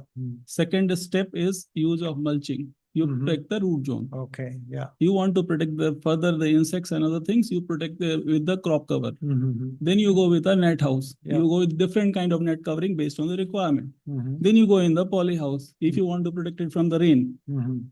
then you go into controlled agriculture. Mhm. So then you get into sensors and all kind of technologies that you can use. Then you go into soilless. Mhm. This is the first question. The biggest problem of development of protected farming in India is the case of mistaken identity. Okay. People think poly house is the only protected farming. The answer is no. Mhm. This is number one. Okay. Mhm. Number two, the Mhm. biggest hurdle in the growth Mhm. is hurdle and support both is subsidy. Mhm. Subsidy is the biggest support and subsidy has been the biggest hurdle. Okay. I'm sure Gulati sir, you live in Delhi. Mhm. Mhm. You live in Delhi, sir? In Noida. I can't No, afford Delhi. Okay. You said you can't afford Delhi. Chopra sir lives in Dehradun. I have worked quite a lot with him when he was a joint secretary. Uh-huh. So your house is definitely not exactly like Chopra sir's house. Hmm. Your house is built on your requirement. Her house is built on her requirement. Sure. And his house is based on his requirement. Right. But here what happens in the MIDS guideline, there is one pipe dimensions, this diameter, whole from Kashmir to Kanyakumari, Mhm. you have to use only the same thing. Mhm. This is one of the biggest hurdles because the technology fails there. Okay. When we talk about technology, we talk about technology adoption. Mhm. We have to be flexible with the design and creativity and innovation. Mhm. Now, what happens? Why the technology is not growing? Mhm. If the farmer is getting free ka paisa for 20 lakhs rupees, Mhm. why will he leave it? He said, ठीक है, जो लिखा है उसी में चलते हैं. So what happens in spite of bringing so many technologies, we have not been able to commercialize it because I have introduced at least 30 plus technologies in India over the last 32 years. Bringing them to commercial scale has been a challenge because of the subsidy. I'm telling, see, I'm not being diplomatic, apologies, sir. Yeah. But I'm telling the fact because I'm from the industry perspective. Yeah. Uh-huh. Number two, adoption of technology Mhm. has to be the best. Mhm. It cannot be on the lowest. Mhm. So Sarah, with your permission, I would like to tell about Center of Excellence because 35 years I have also been working with Israel. Mhm. Most of the Center of Excellence that is being developed in India, it is based on the L1 tender basis. When you I go, hope everybody understands what is L1. L1 is the lowest price. When you're talking about Center of Excellence, excellence has to be excellence. If IS has to be secretary, he has to be the best. If you are going a center of excellence where you are providing the training, and when the farmer comes to see the training, he thinks this is the best training, best model possible. He adopts the wrong model. It's a very serious issue, sir. Though I'm telling it because center of excellence itself, what you see is excellence in Israel is not excellence here in India. Because most of them are developed by the local companies based on the local specification and many times following the MIDH guideline, which is not on the scientific basis. See, I know the whole evolution because I'm in the industry for 30 years, 35 years. So most of the committees that is built, we are not even invited. We are not a part of those committees because either I have to be from ICRIER or a scientist, which I am not, but I am a practicing technocrat. Okay, so this is the problem. The industry views are not taken into consideration when it comes to designing policies. Mhm. It is most of the people right now. I will just give you an example. I'm a part of the BIS committee, but the convener is a person from CPET, who is a post-harvest man. Mhm. Okay, he doesn't have much idea about greenhouse designing. He considers the greenhouse crop load is a dead load. Oh.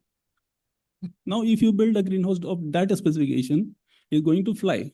If it flies, technology is going to get a bad name. And then we will say protected farming is bad. Because farmer lost his money, his greenhouse fell down. We have to have a BIS guideline mandatory. It is still in the making. But the person who makes it, he doesn't have enough understanding. So this is one part of the story. A hard part, sorry. You have to skill the. Great. Okay. Mhm. Sir, I've been to many of the meetings with you across India, including in Ranchi. So those days, the problem still continues. No, sir will do. Sir is definitely doing. So my appeal is take the industry voice in making the policy decisions because unfortunately, these are the technologies not from India. All said and done, with all due respect to our capable scientists and the country, this technology is imported from outside. Get the experts from outside. So it's question of countries, hundreds and thousands of crore rupees. Why we have to put pressure on our ICR scientists who have not worked on that? They're not experts on that. Get the expert from outside the country, get it developed once for all. What China did, let me put you that example. Right. China got the best of the brains from the world, put best of the center of excellences, best, not L1, the topmost. Now everybody has copied that. That is why Chinese technology is 4 million hectares. Somebody talked about the low cost technology. They use low cost technology in growing the vegetables in the winters. When I go to desert kind of condition in Kutch area, many of the greenhouse projects failed. The reason is they use net house in the temperature of greenhouse in the temperature of 50 degrees without understanding. And in order to get subsidy, they don't need net house, greenhouse there. They need actually a net house. Sometimes the farmer doesn't need neither greenhouse or net house. They just need simple crop cover. So lack of knowledge, another problem. So this should be a part of the curriculum by all the universities. Unfortunately, 35 years in the protected farming industry. When I started 30 years back, I was doing soilless hydroponic tomato cultivation, which was 30 feet tall. From then till today, the technology has gone down in India. We need to introspect. None of all universities, we don't have one good developed greenhouse cultivation varieties. The seed, if you talk about the seed for tomatoes, it is from either Syngenta, then there are two companies, Rexone. Yes, Rexone. 3 companies in the world supply the control entire seed market. All the breeding genetics, it comes from Holland. We don't have one single protected farming in all our, we have made Brahmos, sir. We are a country which has made Brahmos, which is like, making the enemies, giving the enemies nightmare. We are such capable country. We don't have one properly bred varieties.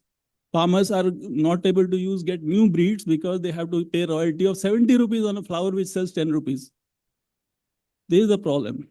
The farmer can make money, not a small money, what you have told. I know of a farmer who should be the next Padma Shri. Please take my recommendation. His name is Dr. Shrikant Bolapalli. He should be the first protected farming floriculture Padma Shri from India. He has still not got it, but he must get it. His name must be recommended. His income from 70 acres of farming, I'm talking income because he does flower trading and he is also into flower growing. His income is 70 crore rupees a year. Income is turnover, sorry. Income can be around 15, 20 crore rupees, but for a farmer who is not even class 10 pass, a 70 crore of turnover and 20, 30, 40 crore revenue is amazing. He owns a Mercedes. He lives in Bangalore and is because of the government subsidy support. So MIDS subsidies have created this kind of amazing success stories also. 30 to 40 crore rupees income. He lives in a flat where who's who of India lives. Chief Justice lives, or those kind of house he lives. His villa flat cost is now 18 crore rupees. So this is a farmer for you who has grown so much because of the government support. At the same time, we can create more success stories like this if we improve the technology. This is my one point. So what was the question? Now let's come to the question. Sorry. I thought you were going to talk about plastics. No, this is the question is about the main challenges is scaling. So these are the main challenges which answered the first part of the question. Coming to the war things. Now you'll be amused to know. We want double the farmer's income. This is the only technology which can not double. It can multiply by 8 times, 10 times. These are the stories. Right. But you know that drip irrigation lobby is stronger. They have brought drip irrigation at 5%. Mulching is a low-cost technology used by the poor farmer. It has a GST of 18%. Why? Greenhouse, which can give you this kind of technology on which government gives 1,000 rupees of per square meter subsidy. Sir, this is revised to 1,000 rupees, no, sir? 1,000 rupees, it is including drip irrigation, which is 5%, and it is including of 18% GST. It means the farmer every acre is paying 7.2 lakhs rupees GST. If we make it to 5%, government revenue loss will be not much, but the farmer will be saying 5 lakhs rupees per acre. And don't forget, we get this thing, GST credit. Farmer does not get GST credit. So once his 7.2 lakhs is gone, it is gone forever. So we have to do something about this. The war impact is such a huge toll that we have committed. Now coming to the subsidy part, we have limited it to 1,000 rupees per square meter in last 45 days, since 28th of February. The plastic prices have gone up by around 40 to 50%. The steel prices have gone up by 20%. Fertilizer prices have gone up quite considerably. With all this increase of price, farmers now flowers is a luxury. his price does not increase in the crisis time. It always comes down because that becomes the least priority. So farmers are suffering because of this increased war condition, because of higher input cost and lower output cost. So this is the challenge to answer your question. Thank you, sir. Thank you. This was very useful. Thank you, sir. Lot of things, Shrikant Dr. Saripalli. Shrikant Bolapalli. Volapalli. Yes. Okay. Well, we'll definitely get more details about him. Quite He has got honorary curious to doctorate see his recently, house sir. of 18 crores. Yes. But turnover of 70 crores is impressive. Bangalore. But the main thing that you talked about is, when we go to US, Europe, we see every tree being covered with mulching, every tree literally, even on the roadsides. Mulching in India, every tree is root is exposed literally. There's nothing called mulching. And now you're telling me mulching has 18% GST? Yes. My God. So there is And drip is 5%. a very interesting part I So forgot there to has tell. to be a mission on mulching, really. Yes. Which you are saying is much cheaper. And yeah. So there is just one very important part I forgot to tell you is that I am a part of the advisory committee of a Sankara Cancer Hospital in Bangalore. The rise in cancer cases is 22%. So one very important point which nobody has touched about, Anushka, what fertilizers you use in your this thing greenhouse? Just tell some names. You use nitrate, phosphate. Okay, you remember a few years back with 2002, we had a case of Pepsi where the pesticide was found in the Pepsi bottles. It is not part of the recipe. Now the same thing is happening situation again, alarming, sir. Tomorrow you do not know the vegetable you are eating, whether from the greenhouse or from the open field, what you are eating. Yeah, It has got high amount of nitrate, phosphate, cadmium, and the potash that we are importing, some of them from Morocco, has got 200 or 400 milligrams per kilogram of cadmium. All these are known carcinogen. Known carcinogen. I had just been to Kenya last year. It's a very important thing, Priya Ranjan sir, I would like to bring it to your notice. We must introduce now the concept of organic farming, residue-free farming in India. Besides growing the protected farming, because you can grow protected farming, but you can also grow, you are multiplying the cancer at the same speed if we are going only for water soluble fertilizers, not using our what you call Jivamrit, not using our Dasaparni, not using the organic mulching in the bed, keep the soil exposed, because one of the problems that happens in the protected farming, I'm talking now the other side which can impact my business, but I still to be truthful. When you use protected farming, especially the so-called polyhouse, you are preventing the rain outside. There is no chance that your water, your soil gets drenched and cleaned. When the rain comes in the open field, it is getting cleaned. All your excessive salt are going, but that is what the nitrate is coming. So reduction of chemical fertilizer and use of more of the organic methods in protected farming, that will be the winning combination for India. Good. I think very interesting facts on the table. And we are working on some of the topics, how these chemical fertilizers can impact the health of the soil, the health of the crops, and health of the people ultimately. And your case that you have highlighted, maybe we can look at that. Okay, I think let's get to the academic world. Dr. Pothula Srinivasa Brahmanan, Agriculture Scientist, Project Director, Water Technology Center, and Head of the Center for Protected Cultivation. ICRIER has started a center on protected cultivation, and we also have a Water Technology Center. So the combination of the two you are getting in one person, right? So how is protected cultivation contributing to water use efficiency? And to what extent are technologies like drip irrigation and fertigation helping reduce water consumption in practice, hoping that it doesn't lead to too much residues which can create cancers and others? So what's your experience? What's your recommendation on those lines? Just keep in mind the time frame a little bit so that we can. Thank you, sir. finish. Thank you very much. Privileged to be part of this very important discussion, because we are looking at the one of the most important aspect, that is how to enhance the income of the farmers. That is the ultimate one. Of course, through the enhancement in productivity compared to the vagaries which the farmers generally face in terms of risk in an open cultivation.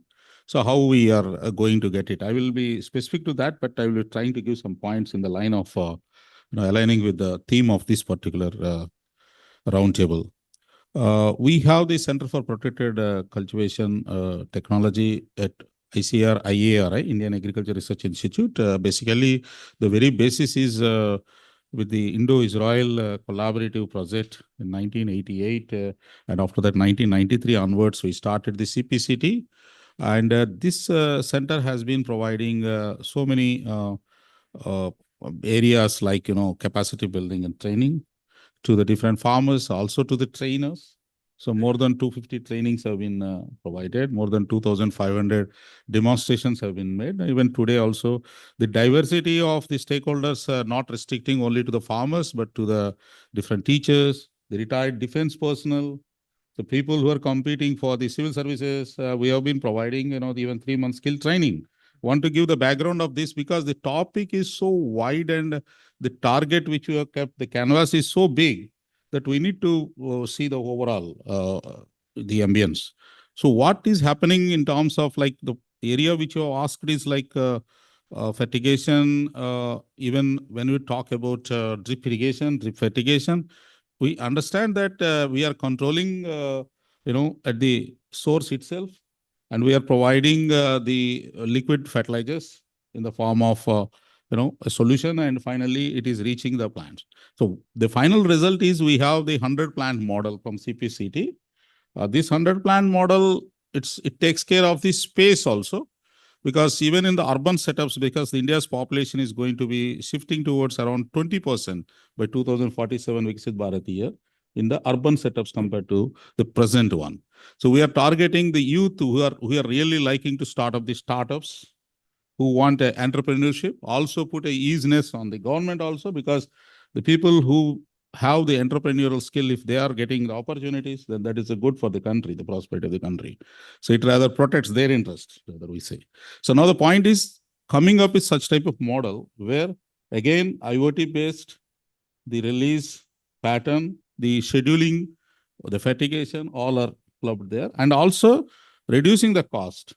One is the low cost, the second one is space orientation. This I wanted to highlight here. That is the one thing. The second thing is when we talk about the diversification, we need to diversify, otherwise the upscaling can never happen. See, diversification, when I'm talking about it, like, the IARI has developed some of the varieties which are suiting to the protected cultivation, especially for Pusa cherry one, that is the cherry tomato. Even golden cherry variety is also there. Parthenocarpic cucumber variety is there, to name a few. The point is, it's not only the addition, in addition to the existing crops like, what we are already knowing, like capsicum, the cucumber, tomato, even chrysanthemum in case of floriculture, we are also diversifying to some high value crops. They are not restricting to only to flower and, the type of groups of crops which are speaking, even to the high value medicinal plants like Coleus, Forscolia and all also can be done in this particular one. So this diversification should be as high as that. The second one is when the export orientation is there, such high value crops, the combination of, stakeholders like, FPOs and other clusters which we are speaking when Joshi Saab was highlighting in the final way forward, that type of clusters leaders or FPO leaders and some of the export, who has the better idea in the export, this combination, bringing them into a common platform, and then the protective cultivation, the technologies, policymakers, that is very much required to mainly zero in those crops which have a practical application, which can really provide the value in terms of. So that is also very important. Another aspect is some crops, some vegetable crops, they come up very well in the base situation itself, open cultivation itself. We need to see the difference The difference in terms of advantage, by giving fertigation and all, again, you are adding cost. Now, how you are getting better advantage in some of the crops, that need to be worked out. There is a lot of scope for coming up with a policy paper on that. It's not that just, coming up with a crop as a diversification. We have to see that some crops are coming up very well in their base situation, open field itself. We need not concentrate for that. Some crops have more advantage because the nematode problem and the plant protection side also, they have more susceptibility. So for those type of crops, you need to identify and develop a package. So that is also very important. Then another aspect is the capacity building. When you're talking about the skill upgradation, the quality, the composition of the material which you are providing, we have been improving it on it. Tomorrow, we are also going to give training to the CBSE teachers. I'm just throwing a light here that the source of the diversity of the stakeholders who are interested in this is as high as that.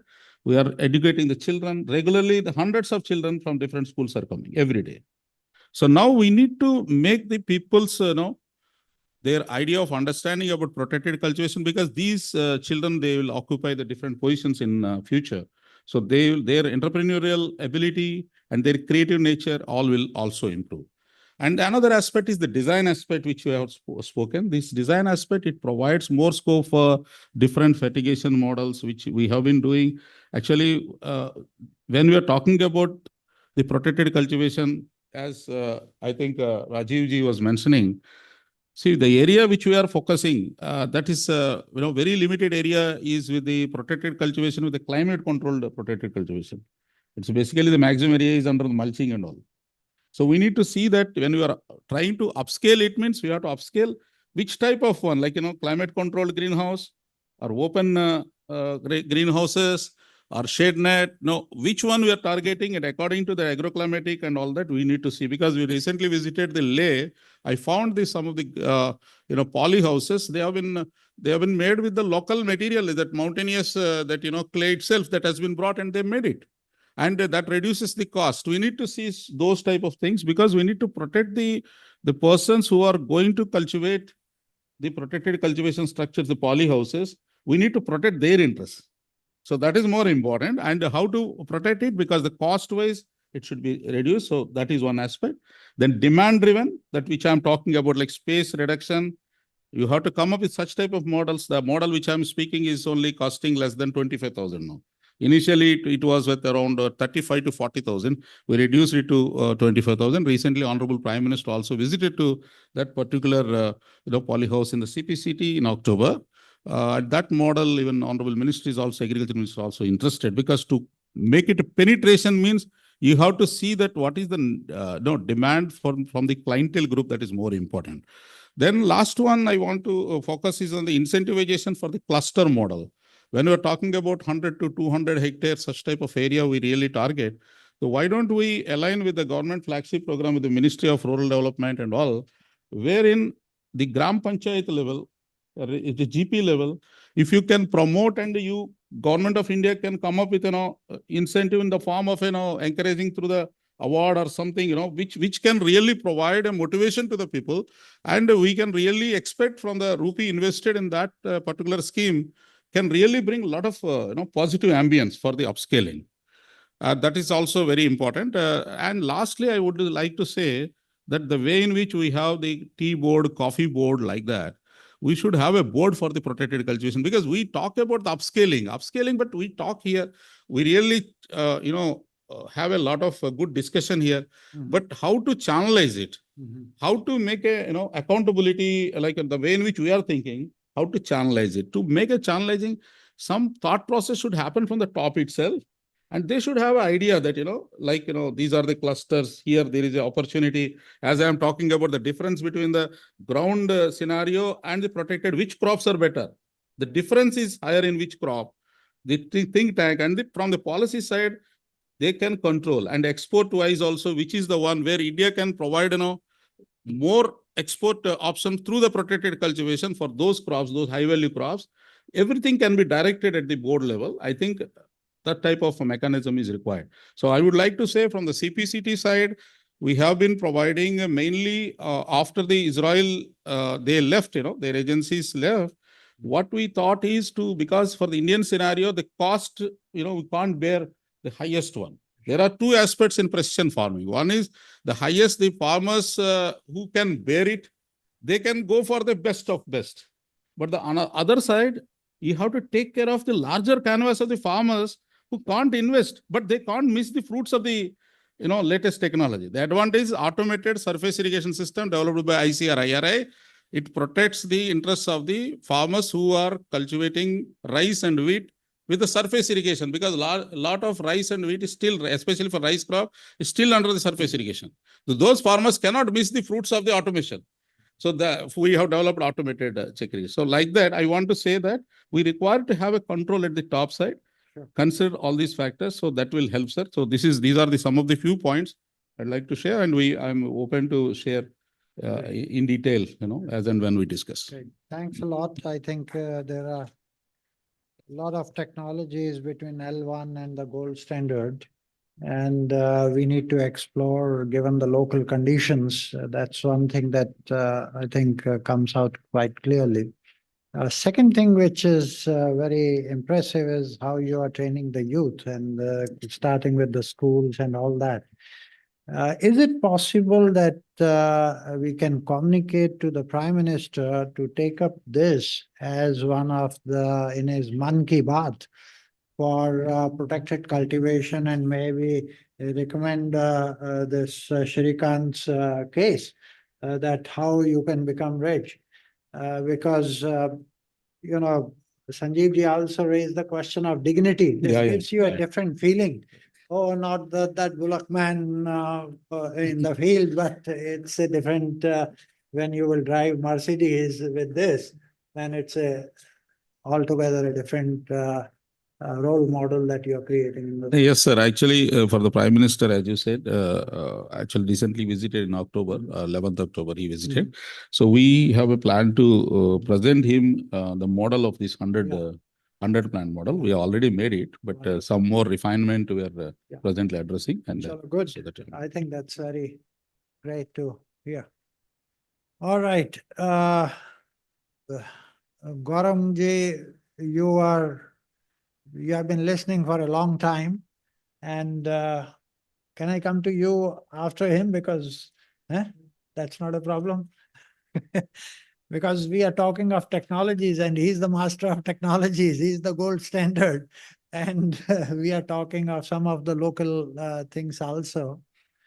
So Mr. Gauram Narang is the founder of City Greens, participating virtually with us. Your work focuses on IoT-enabled and automated farming systems. How do you see technology reshaping protected cultivation in India over the next decade? And then what are the key reasons why farmers hesitate to adopt soil-less cultivation systems despite their productivity advantages? And you can also link it with all this vertical farming that is coming up in places like Singapore and others. These are the ice-breaking innovations that are happening. If we don't have the land, we may have to go upstairs. And if we have damaged our soil, how to grow food without soils through hydroponics or aeroponics and whatnot. So can you give us some wisdom about your latest technologies? Sure. Am I audible? Yeah. Perfect. Yes. First of all, thank you, Ashok ji, and it has been pleasure listening to all of you. A lot of eye-opening for me. Just to give you a very, very brief background in 2 minutes, I am not from agriculture background. I was not from agriculture background. As a typical MBA, I did a startup, sold a startup, and that was in healthcare. And the connection between food and pesticides and what I was dealing with in healthcare led me to think, can I do something in agriculture? Without knowing A of agriculture, I jumped into it. And we did not take any subsidy support. We looked at everything from a business lens. Can this make money? And can this be done in a good way? And can this produce healthy food? Today, we are at forefront of technology. Like Rajiv ji said, there are 3 levels. You start with the mulching, then polyhouse, and then at the precision. We operate at the precision level. We are based in India, we are based in UAE, and we are also based in UK. And that's the reason I could not join in person. Now, the way I look at it, and again, it's coming from a perspective of also a business person and also a practicing farmer. Since I'm not from agriculture background, first thing I did was I set up a farm. I learned farming for 3 years. I got all the technologies from across the world. Sara, I visited the Center of Excellence in Himmatnagar. I first of all saw firsthand that different shade color nets can do what. And today we supply red color shade nets for growing capsicum. So we do all those things here. We learn from different people. We have taken help from Priya Ranjan sir for the subsidy project, and we have been following up with him, sending him a lot of mails on some recent developments. So a lot of people on the dice have been helpful in us reaching where we are. Thanks to all of you. Now, coming to the way I see all this, and also to answer the question which was during the initial sessions, why a lot of land is not under protected cultivation. The way I see it, it does not need to be. The reason is protected cultivation is required when food is perishable, it cannot be stored. And when the cost of storing it is cheaper than cost of growing it and due to perishability. For example, since you mentioned about vertical farming, I had a limited partner from US visit my office in Bangalore last year, and he came with a proposal, let's set up a 1 acre vertical farm, which is 6 to 7 level height, and let's grow grains in that. And he told him, in my mind, it will never work. I see across the globe what vertical farms are doing.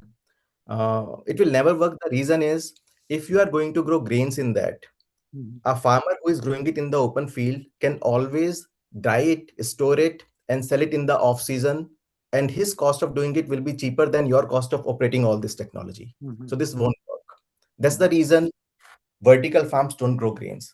That is the reason a lot of land does not need to be under protected farming. For protected farming will make sense where you are growing perishables, which you cannot store.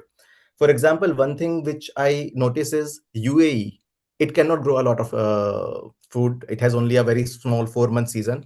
Now, UAE is a country where 53% of agriculture land is under protected cultivation. That's probably the highest in the world. Countries like India, China will be 4 to 5%, 10%. I don't see them going beyond there. I see protected cultivation as a part of the ecosystem which will remain for perishables, and the grains will largely be grown in open field in the land if we have that land available.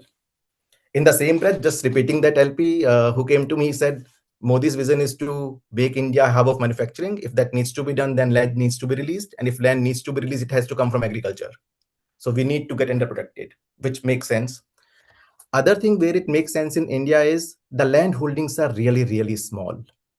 When I look at US or UK, average land holding here is 500 hectares. You don't need protected cultivation. It will be prohibitively expensive. You need large tractors, large harvesters. But in India, if land holdings are small, and if we want to increase the income level, protected cultivation is the way to go. Because with protected cultivation, I don't need to repeat, but income can grow manifold. So I see protected cultivation will keep on growing because of land cultivation. Second reason is also global warming. The way warming is happening, climate is changing, or climate has always been changing. I think that's a big driver for protected cultivation increase. And in my last decade in agriculture, I started this journey around 10 years back. Now it's my 10th year. I see that every year the business is growing, the acceptance to technology is growing, and people are moving more and more forward on this. So that's on the part where I see protected cultivation to exist. Coming to vertical farming, and I'll come to technology challenges later. Coming to vertical farming, now I don't see that as something which is required in India. And I'll be very blunt about it. I get a lot of queries where people come and say, can you put this vertical farm? Yes, I can put the vertical farm, but will you make money at the end of it? Because again, when we look at business, we look at it as a business model. As a business model, will you at the end of the money out of it? My vision is not only looking at protected cultivation, but once you grow it, will you be able to sell it? Because I do that as a farmer. I have my own farm, I put technologies, I grow, and then I sell. Now, in a country like India, vertical farms can only work in specific case scenarios. We do 2 or 3 farms every year. We did a farm where we were cloning saplings for aromatic crops, which then go into field for final cultivation. We did a farm for a restaurant, which is more of a marketing play because food will be grown on this side of the restaurant and then served on the other side. But vertical farming, sir, in my mind, makes sense in UAE. It makes sense if you cannot grow outside. In India, we are a vast geography. You can grow food here and you can move it to different place. Vertical farming, in my mind, we don't need it today. Maybe 10 years, 20 years down the line, we might need it, but today we don't need it.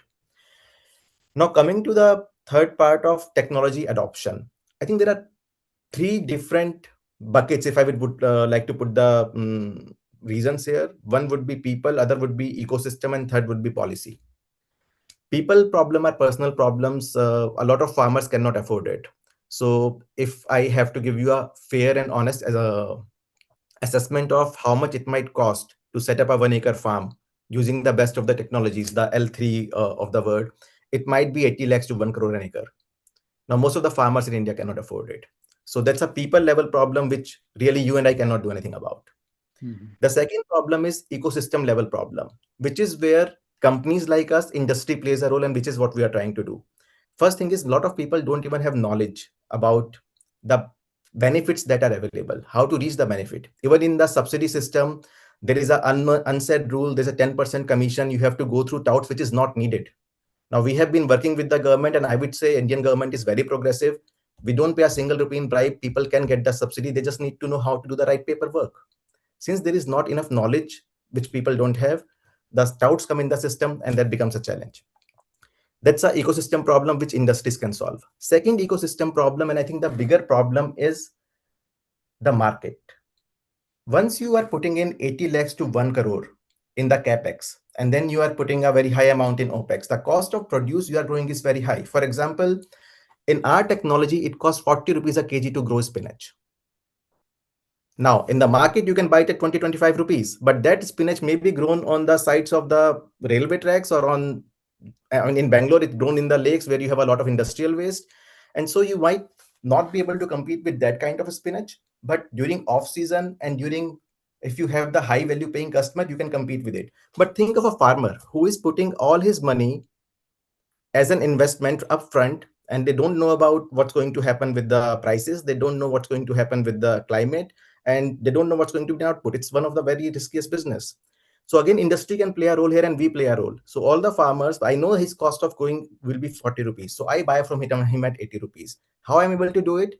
Because then today, India has an evolved ecosystem. We have your Blinkit, Zepto, and people who don't really care about the cost of the produce. They want quality, they want convenience. We tie up with all of them. So when we take a farmer and we tell him your cost of growing will be 40, but we tell, don't worry, I'll buy from you at 80. And that's my MSP to you. It's not from the government, it's from us, and we'll give you the MSP. That's a minimum supported price. And then we sell it in the market and help him get the market. So that's how we are doing it right now. Now, this can work at a small scale, but this needs to go at a bigger level. And because we really are technology guys, we are not market guys. We are doing it because no one else is doing it. We need a lot of people in the ecosystem who help with these kind of things. This is the second part of ecosystem, which we are solving. Third part of ecosystem is about labor issues. With a lot of Swiggy, Zepto, people in the farms don't want to work anymore. Farming is not seen as a hip thing. It's very difficult to find labor, and young people, kids of farmer, don't want to work with soil. They don't see it as something which is a dignified thing. No one will proudly say I'm a farmer. When I decided to get into farming, my first thing I was told was, you are from IIM, you have done a startup, you have sold it, why farming? My parents asked me, have you gone crazy? Forget about other. The investors in my previous startup told me, have you gone crazy? I said, yes, I have gone crazy. Let me try to do what I'm trying to do. Today, they think otherwise, but that's the situation with everyone, right? Yeah. So labor is a big, big, big problem.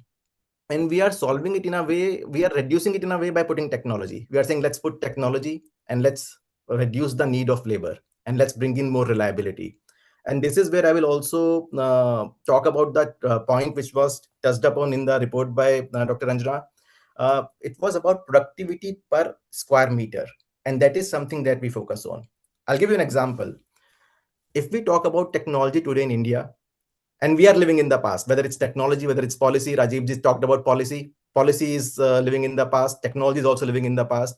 When we give water, when we do irrigation, we mostly do it based on some time. Every 1 hour, you do it 5 minutes. And we say it's technology. It's not technology. It's just a switching on, switching off system.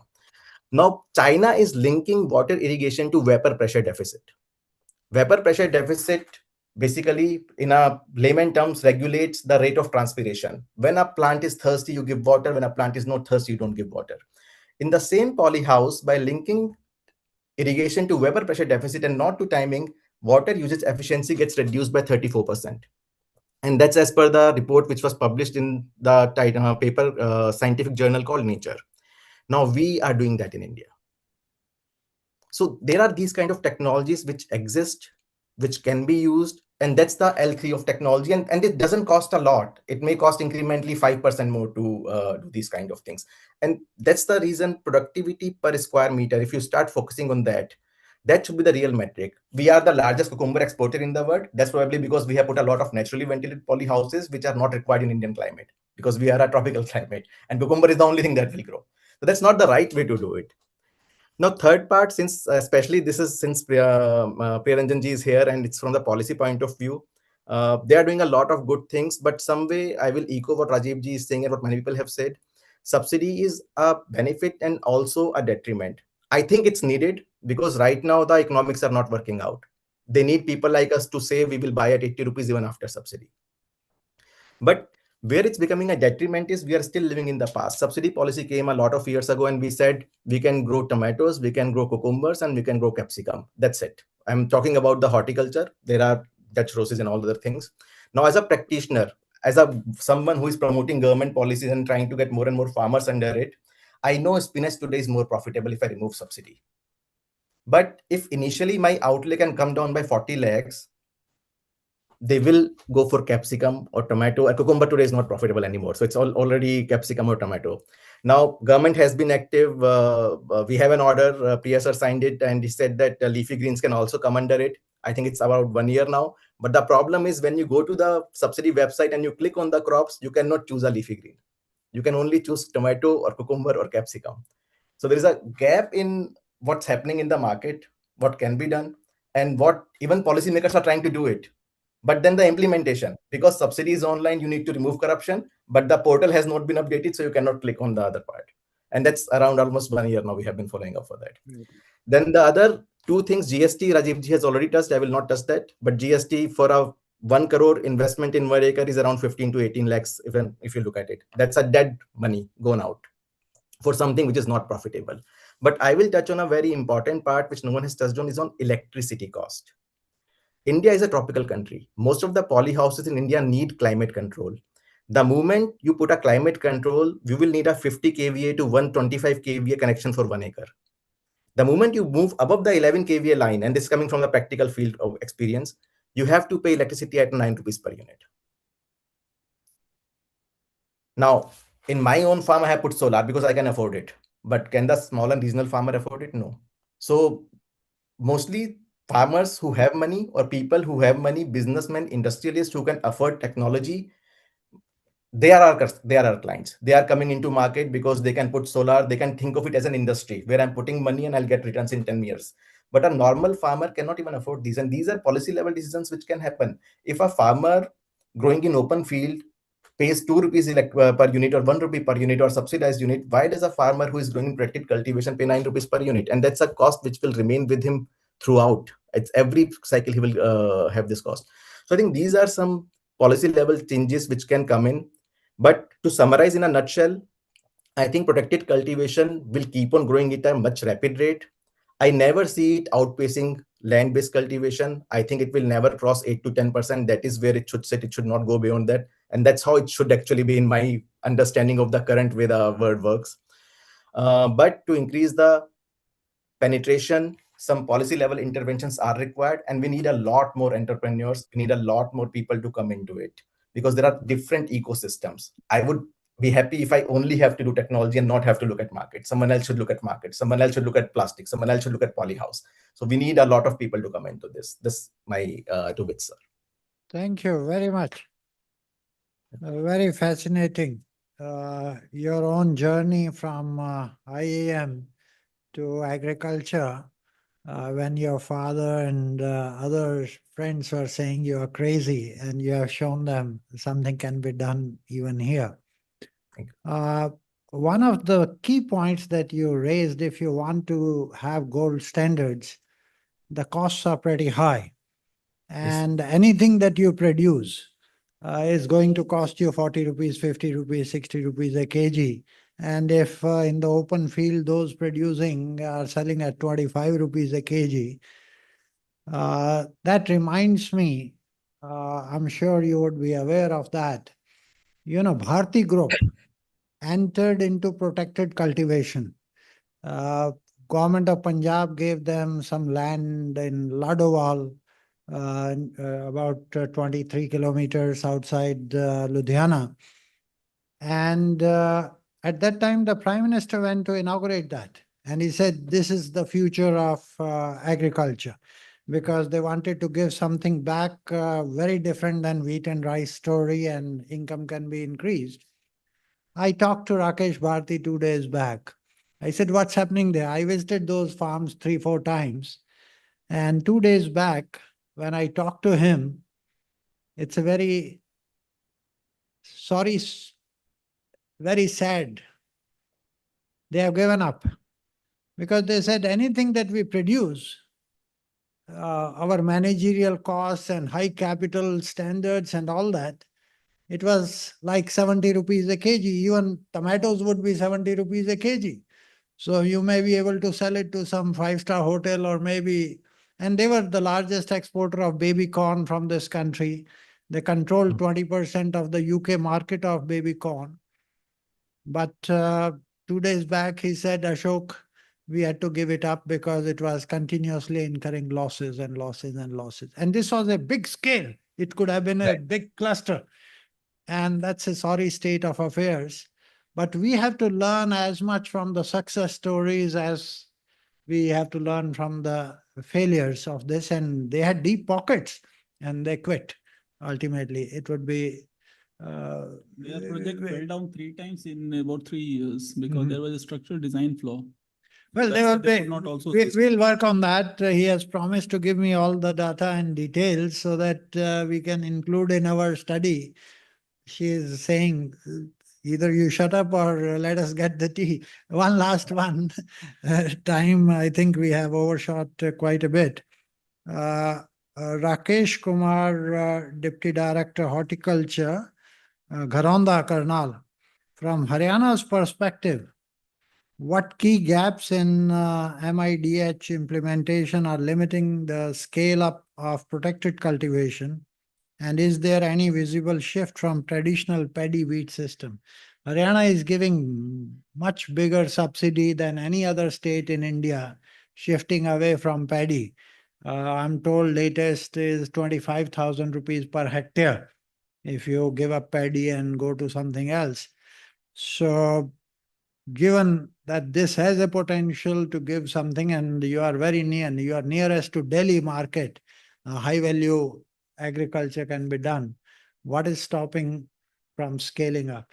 He said you don't need to scale up in terms of area, but productivity, even smaller scale. Anything on that? And then we wrap up. Sorry about that.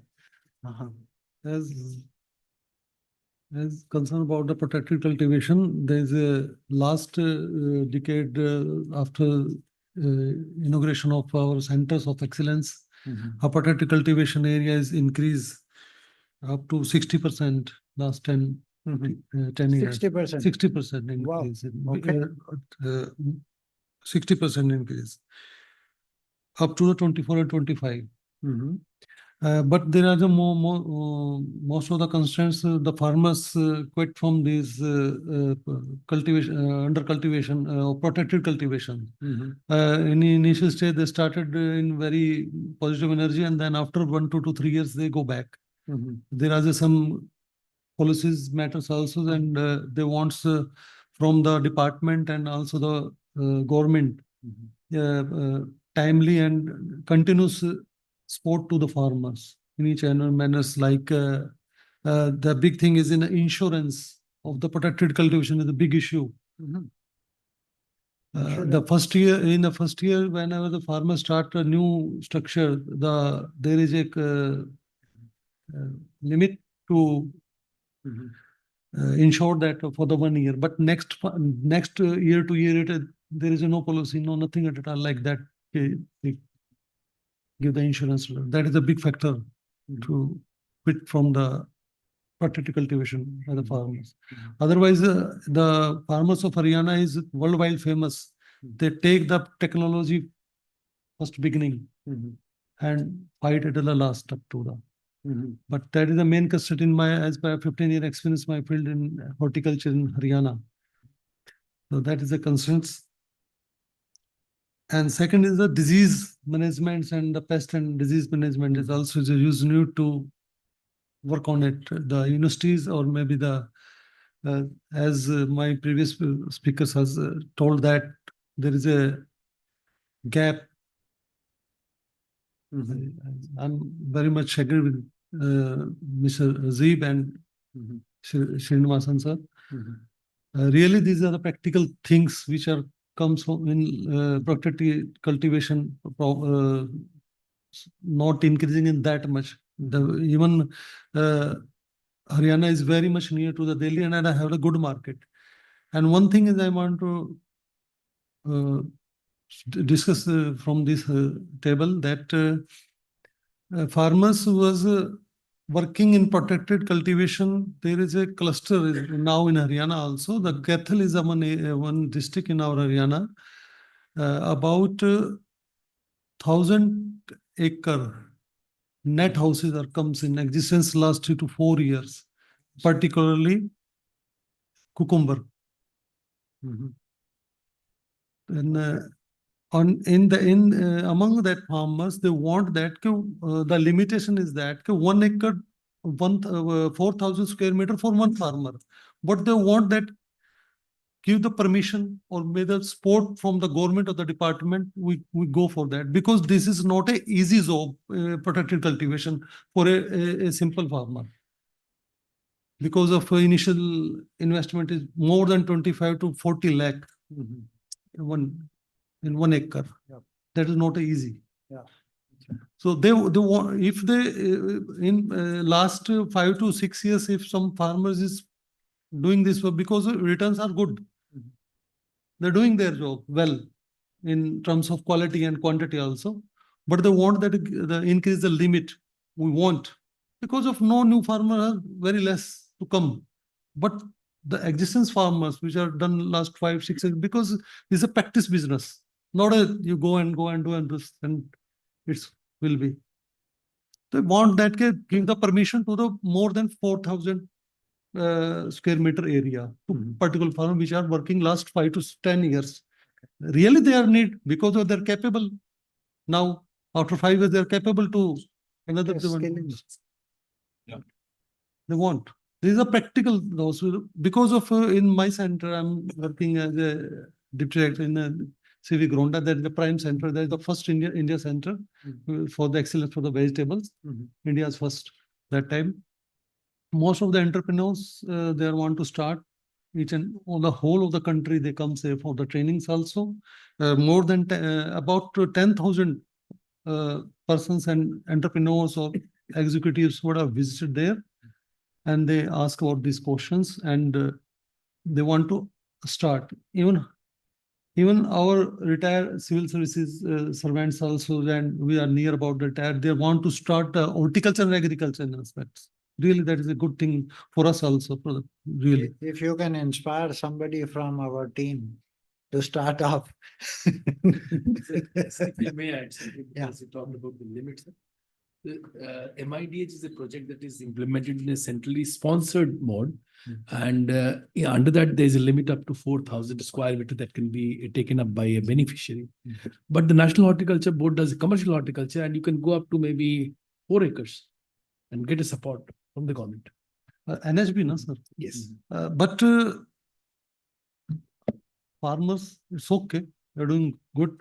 But our department, like state government department, farmer firstly, we are the key officers, because of directly farmer touch with us, because the first extension officer, my department is working really good. So because of that is on the basis of the national level, the gap, extension gap is in. I'm not to criticize that, but area is much more than us. Because of we are the doorstep of the farmers. This is on concern only. Thank you. Thank you very much. Unfortunately, we don't have time for too much discussion because next time she is going to ask me, don't chair any session. So what we can do, we can quickly pick up our cup of tea and also have a bio break. But a big applause to a very intensive and very useful discussion that we had from the panelists. Thank you very much. So kind of you for having come. Thank you. Thank you, Narang Sahab. This was wonderful. I think we Thank can you, have sir. one group photograph. Please, come one. Yeah. Yes. You have to come a little closer. Yeah.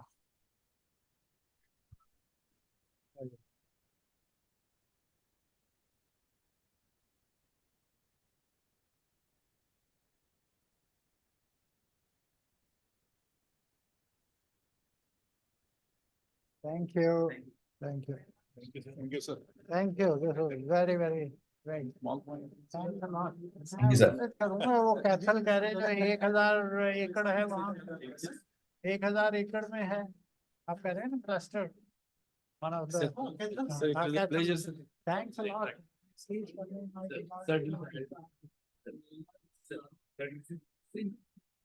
The examples where people, the corporates, they should be. One is Nestle Fresh. They started with 2 acres. And now boys, anchors, they started doing it. They are boys, they are funny. They have, in fact, developed a model. My God, let's visit sometime and just give me a call. Sure. And, Sure. we're happy to show the same facility that PM has come. Wonderful. And in this case also, actually recently the Saptarjung doctors and other people, they're also coming. That aspect I didn't cover here.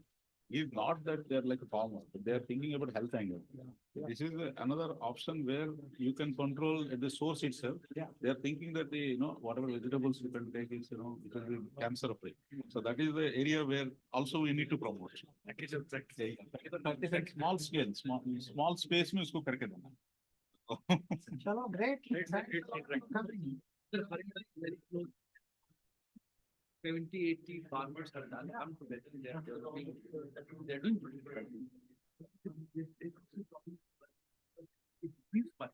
Price is much for price. So then yes.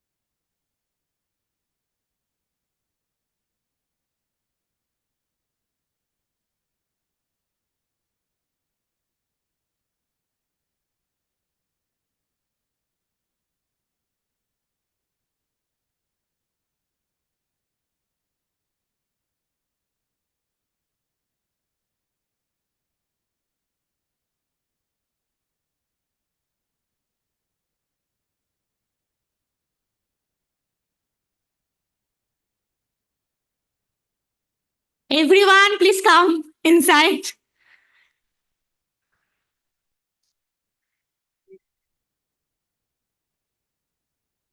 Sorry for keeping this break very short. We are going to discuss very important topic. I think we organically reached there from the production side to the market. This is the panel discussion, which is going to chair by Dr. Pramod Kumar Joshi. We are going to have very important people on market and finance here. Dr. KGS Satyasai, retired Chief General Manager, NABARD. Dr. Devesh Roy, Senior Research Fellow, ICRIER. Mr. Rajiv Siwat, retired General Manager, NABARD. Mr. Avdesh Kumar. Randana? Avdesh. Yes.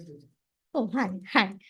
Mr. Avdesh Kumar, venture builder and regional head, fresh category, sourcing and supply chain, Zepto. And Mr. Sandeep Bhatia, managing director, Green Staple Private Limited. And also Mr. Ravi Shankar Sharma, ex-VC, ONDC. Now over to Pramod Joshi, sir, to chair the session, please. Thank you.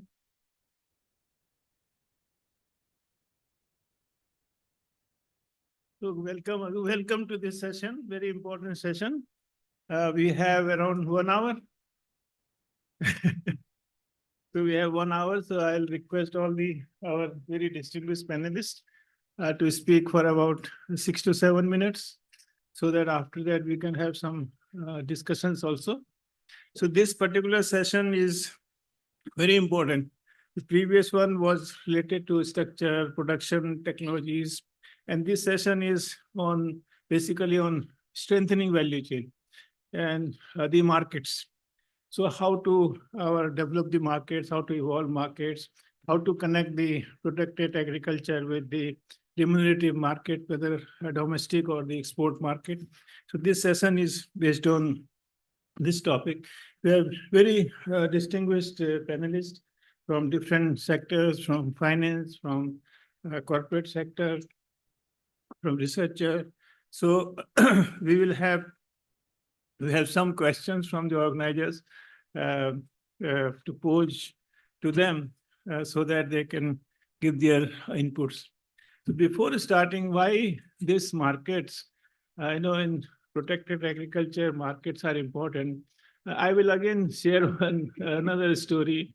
Dr. Gulati will remember, we went to Uttarakhand around Tarai belt, which was dominated by rice field. And a farmer came up for protected agriculture for floriculture. So he was growing all these flowers in the protected agriculture. And, although he was growing flowers, especially Gerbera story, we started tracking later on. After 2.5 months, he will come to Delhi market for selling the Gerbera. He will get 2 rupees per spike that time. I don't know what is the price now.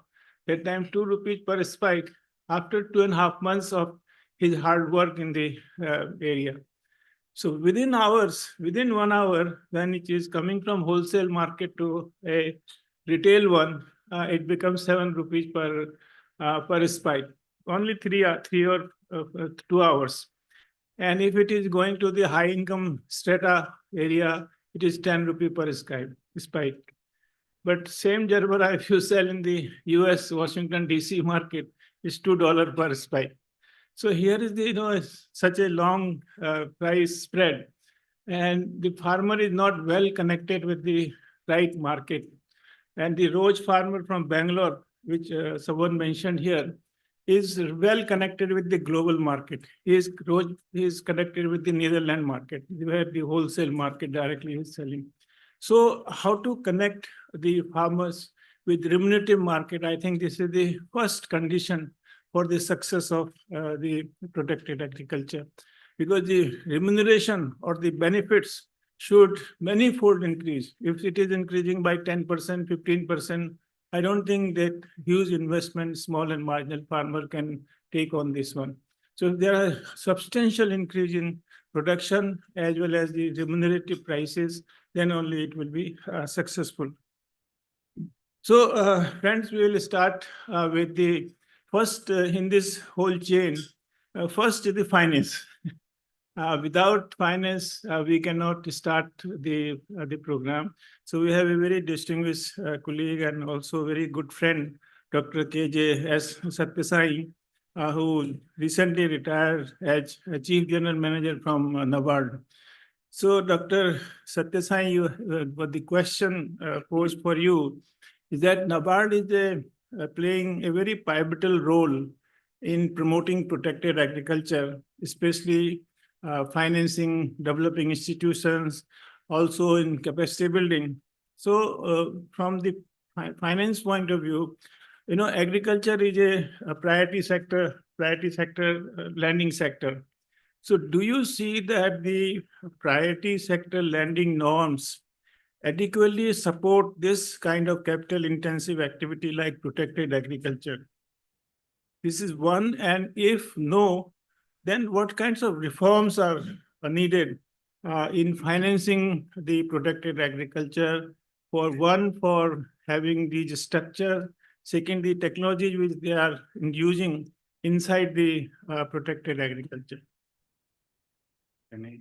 Yeah, wherever you like. 5 to 6 minutes will be good. Okay. You can stop me whenever I exceed my time. Respected Chairman of the panel, Dr. Joshi ji, and my fellow panelists, and Professor Gulati ji, who is the motivating factor for me to come here today.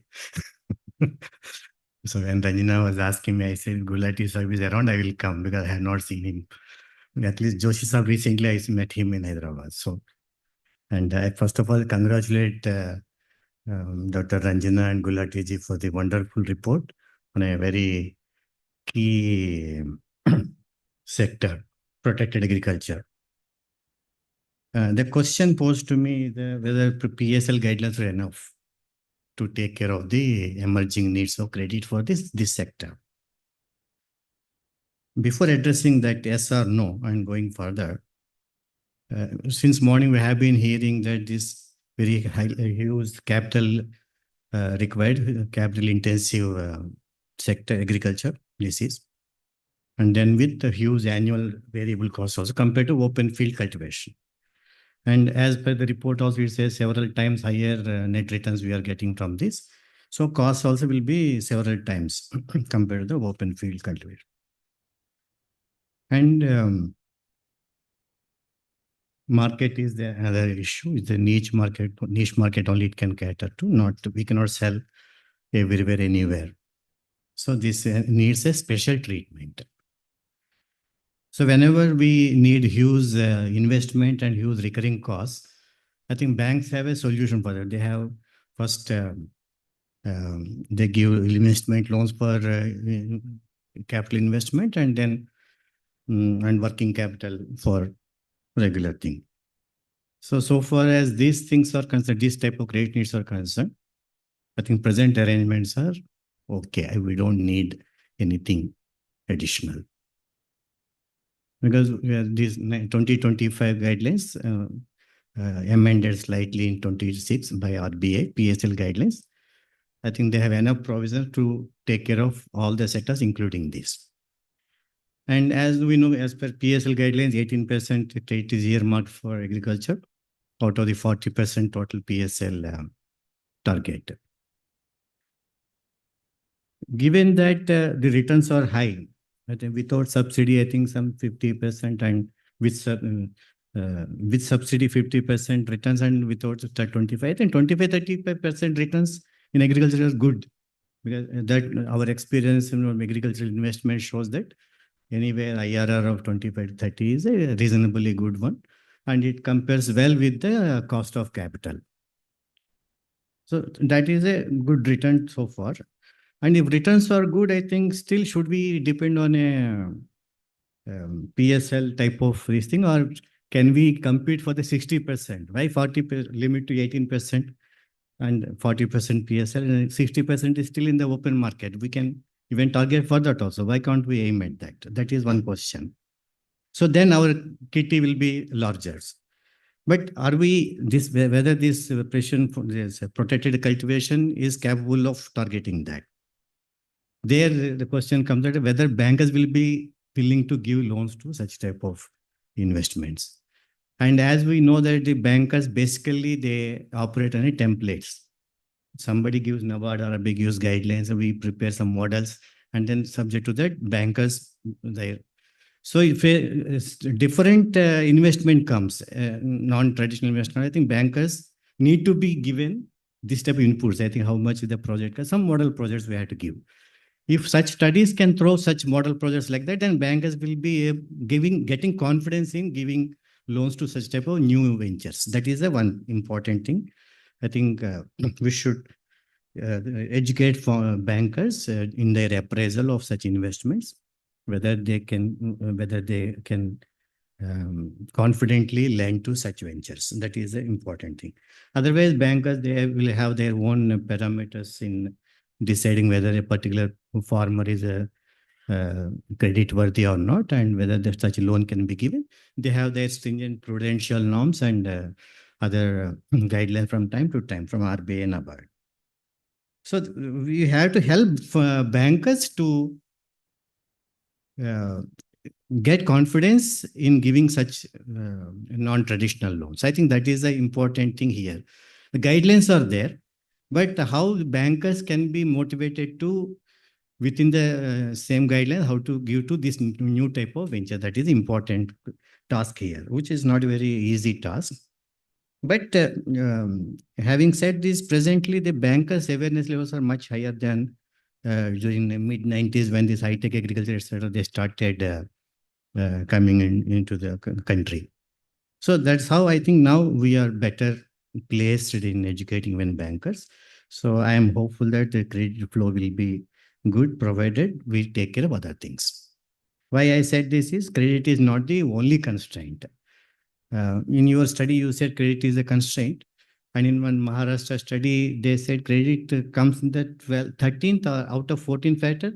It comes at 13th as the constraint. The first constraint is risk. So the problem here is, I am going to make a bold statement here. All problems cannot be solved by using a credit. Credit is a sort of a visible variable for handling. And it's a political variable also. So any study or anybody says the first one, credit is important. We should increase the credit flow. What for? And whether only credit flow increase in credit flow can help us do wonders? No. And as we have been hearing since morning, technology and other markets especially, all these play an important role.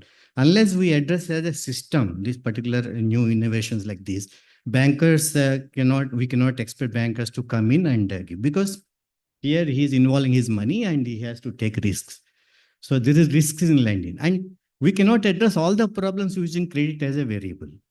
So, and unfortunately, for example, loan waivers, because farmers are in distress for different varied reasons, and we say by giving a loan waiver, we can solve the problems. But it is loan waivers they have given rise to new problems than what they could solve.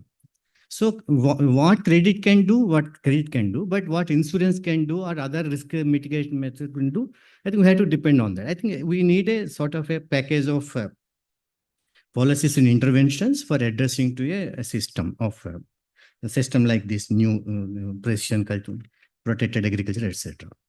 And the third point I would like to make is the present set of farmers, can we help them come into this fold as it is?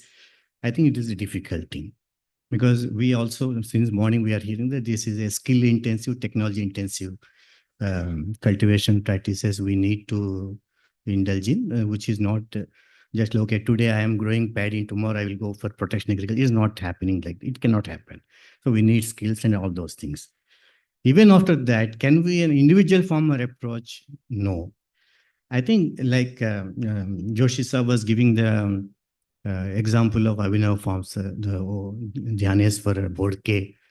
We also visited, I think NABARD has got a lot of stakes in that from the beginning. So the way he developed his farmers club and how he organized his production is not just alone of 4 family members. I think he's having a huge number of farmers around surrounding his area. And he roped in all of them, and everybody is given a task, not that only 4 members. For example, men will be producing, helping the production affairs, and women will be women organized through SHGs. They help in packaging, harvesting, and so many things. So that's how I think they have developed an integrated system of production, organizing a production. I think they formed into an FPO also, ultimately. So organizing as an FPO or a collective, farmers collective, that is a better way of approaching the even either credit market or the output market. I think that is another point I would like to emphasize here. And subsidies, no subsidy, I think already enough has been discussed. I'm not going to, but anyway, subsidies, as we have heard in the morning, they can either work either ways. And technology is another one which we. And about our MIDH guidelines and other guidelines, and NABARD has experience of running many credit-linked subsidy schemes for most of such type of ventures. So my reading in some of them, where I had opportunity to study them, etc. Many people are interested in getting subsidy and going for a venture without subsidy, without credit. But they cannot get the subsidy because they are not taking the bank loan. I think, okay, linking to credit and subsidies may be one way of approaching the thing. But it can be made liberal by allowing other non-credit seeking people also, farmers also, enjoying the subsidy benefits, and maybe they have their own money or they can raise their own capital. I think that can be one allowance that can be made to encourage more farmers. And one more thing is the subsidy and all these things. Even Mr. Bodke also was telling when we visited that he did not take any subsidy, because he said the cost of equipment, he was quoting for drip, is much, he can provide at a competitive rate even without subsidy. So his experience is with subsidy and without subsidy, not getting much gain in terms of reducing the capital cost. So in that case, by linking subsidy and credit, etc., I think we may drive farmers, because of high risk in this, we may drive them into a debt trap. Then we can salvage their economics. So I think we had to, and one of the important points already raised in the morning, that we can have a template, we can have a guideline, but stakeholders following those guidelines very strictly without consideration of the local conditions and specific situations. I think that may not, that uniformity in approach may not help much in such things. And then I already mentioned FPOs, organizing FPOs is one of the better ways of approaching this problem. And then value chains, FPOs and value to combine. I think they can leverage credit in a better way, on a better footing than approaching individually. And then one point I always this thing, skills and technology, everybody cannot have it overnight. And farming, according to me, is a highly skilled job. Even normal farming also a very skilled job. It's not that today I have my father is a farmer, I cannot become a farmer. So it's like a medicine or engineering. It's a skill acquired over experience with some trainings. But unfortunately, here in India, we pursue farming as a legacy than because acquired through skills, etc. It doesn't happen in any other profession. So why can't we? And we, on the other side, we have many people who are interested in farming and they want to experiment, but they may not have land. Can we open this land market so that maybe with some all safeguards for the landowners? Can we open it up so that more interested, enthusiastic youngsters can come into this fold and put in all their enthusiasm to do better? And these are some of the questions I have in my mind. And if anything else I can contribute, I think I'll be glad. Thank you very much. Thank you. Very important points you have raised. One is that bankers also have risk in giving such a huge credit. So can we think in later stage we can discuss something, some sort of insurance for such investments, such kinds of investment? Can we think of a different model of insurance for such structures?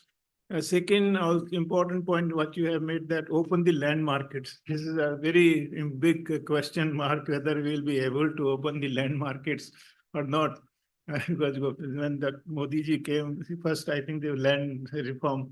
Can we do this? But this is very important to, yeah, we can, I think this one recommendation should go, open the land market so we attract the prospective, farmers who would like to join this farming. So thank you. We'll come to second round if possible. So in continuity, we have very distinguished, again, another very senior chief general manager who is retired recently from NABARD, Mr. Rajiv Sivaji. The question for you is that this underfinancing, it requires huge capital, huge investment for these structures, for example, 50 lakhs.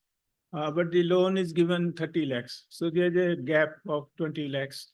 So this, is it affecting this underinvestment is adversely affecting the promotion of protected agriculture, or is it affecting the feasibility of the structure or of the protected agriculture? For example, if you underinvest, so your internal rate of returns is adversely affected, as although she was showing that how if you do sensitivity analysis, it is not affecting. But in your opinion, whether it is affecting or not, please.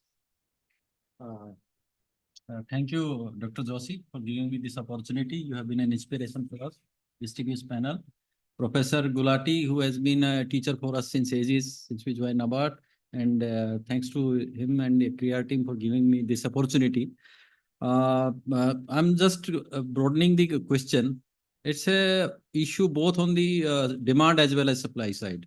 Farmer, as a traditional practitioner of farming, is not skilled enough to go for prepare DPR and get finance from bank. So if you ask him a simple get soil and water testing report, 90% of the farmers will back out. They will not come again. So preparing DPR itself is a big challenge for a farmer. And then he's scaling up the operations altogether. I mean, he's not doing something which he has been doing for generations. He is moving to next business line. So he has his own set of challenges. And regarding this loan part, sanction as well as disbursement is a challenge. Banks have their own set of requirements or set of documents. And if there is a clear-cut list of checklist of documents that you fill enclose these documents, and then your process is complete. That never happens. And same is the case with subsidy. So they keep on asking for documents, more and more documents. So he keep on visiting, and at some point he backs out. So that's the bigger challenge. And once somehow willy-nilly this loan is sanctioned, then disbursement is again a challenge. They will again ask for so many compliances, and whether subsidy has been sanctioned, and what kind of structures have been put up. So there is a delay at every stage. So ultimately it frustrates the farmer, and then it's a question of underfinancing, as you have rightly put it. So what he will do in those circumstances, either there is a delay or there is an underfinancing, or both. So either he will abandon his project in midway, or he will source fund from some informal sources. And that is going to be, that will cost him very high. And beside that, the bankers as a community, because I was closely, monitoring them till very recently, we were looking after this merger of RRBs and constantly monitoring through SLBC and various platforms. Investment credit is one area where NABARD has already focused. Professor Gulati will vouch for that the efforts were always there that we have to take it up to 40%. And that was favorite topic for CGM NABARD as well as in SLBC platforms. And there are very good schemes like AIF, where one can go up to 2 crore and there is an interest subvention for 3%, and the effective rate of interest is only 6%. And there is a government, this is the credit guarantee as well as. But despite all these efforts, bankers are not very keen for this scheme. Even within RRB, I mean, now I can share on this platform. When we ask RRB that please focus on agriculture, please focus on investment credit, the internal review was entirely on personal consumption loan, where the repayment is tied to salary, not on some future projection of cash flows from protected cultivation. So there are many issues regarding, and then there has to be some kind of championship for the sector. And initially there were, people from the background who were recruited in banks. They used to champion the sector. But slowly the entire thing is being shifted to business part only, targets only. So that part is missing. And somehow the only way to make it effective, to protect cultivation, for that matter, any sector. I've seen that in RRB review, Honorable Finance Minister was there, and the review was focused on MSME only. And then MSME credit has grown 100% year on year after COVID. Particularly Rajasthan, I can say that. But if similar efforts are there from government, that we focus on protected cultivation, that will certainly show results, because that is how things happen. These are my initial comments, and if anything else, I'm ready to. Good. Thank you so much. Thank you. So one very important point is a lot of compliance issues are there. So the research question for, I think, for all of us, especially for the researcher, is that how the compliance, the list of compliance is adversely affecting the promotion of protected agriculture. Is it really? I think it must be affecting. So what are the points which are affecting the promotion? I think which we should take into consider. Second point, I think also it requires huge investment. And just imagine a farmer, marginal farmer, his condition, marginal farmer, and we are expecting that he is going to have this 1 crore or 50 lakhs of investment. So I think there is a niche farmer who can only take these kind of protected agriculture. We need to also see the characteristics of those farmers who are those niche farmers. So if we identify those kinds of farmers, their characteristics, that these are the, like MBA one was there and there are from IIT, some people are going. So a different kind of farmers are emerging. So who are those? I think we need to identify, need to characterize those farmers, and then accordingly develop a different kind of strategy. Otherwise, from marginal farmers, we develop the big schemes. But just you imagine in your mind a marginal farmer growing a rice, wheat, or sorghum, and one poor harvest is adversely affecting for 3 years. So, and we are expecting that he is going to invest a high-tech agriculture. So we need to see, our approach should be completely different than as a business as usual. So thank you so much for very, very interesting points you have given. So from finance, now we move to actual market. We have very distinguished colleague, a good friend, Dr. Devesh Roy, Senior Research Fellow from ICRIER. Devesh, question for you is that protected agriculture is connected with the premium produce. We produce very high, extraordinary value, high value commodities in that area. So do you feel that there's a demand for those commodities, the premium produce, or the premium, are the consumer ready to pay the attributes of the premium markets? So this is one question for you. Second question, in this continuation, for your work you have done on this contract farming. So how the contract farming, can connect these protected agriculture with the consumers?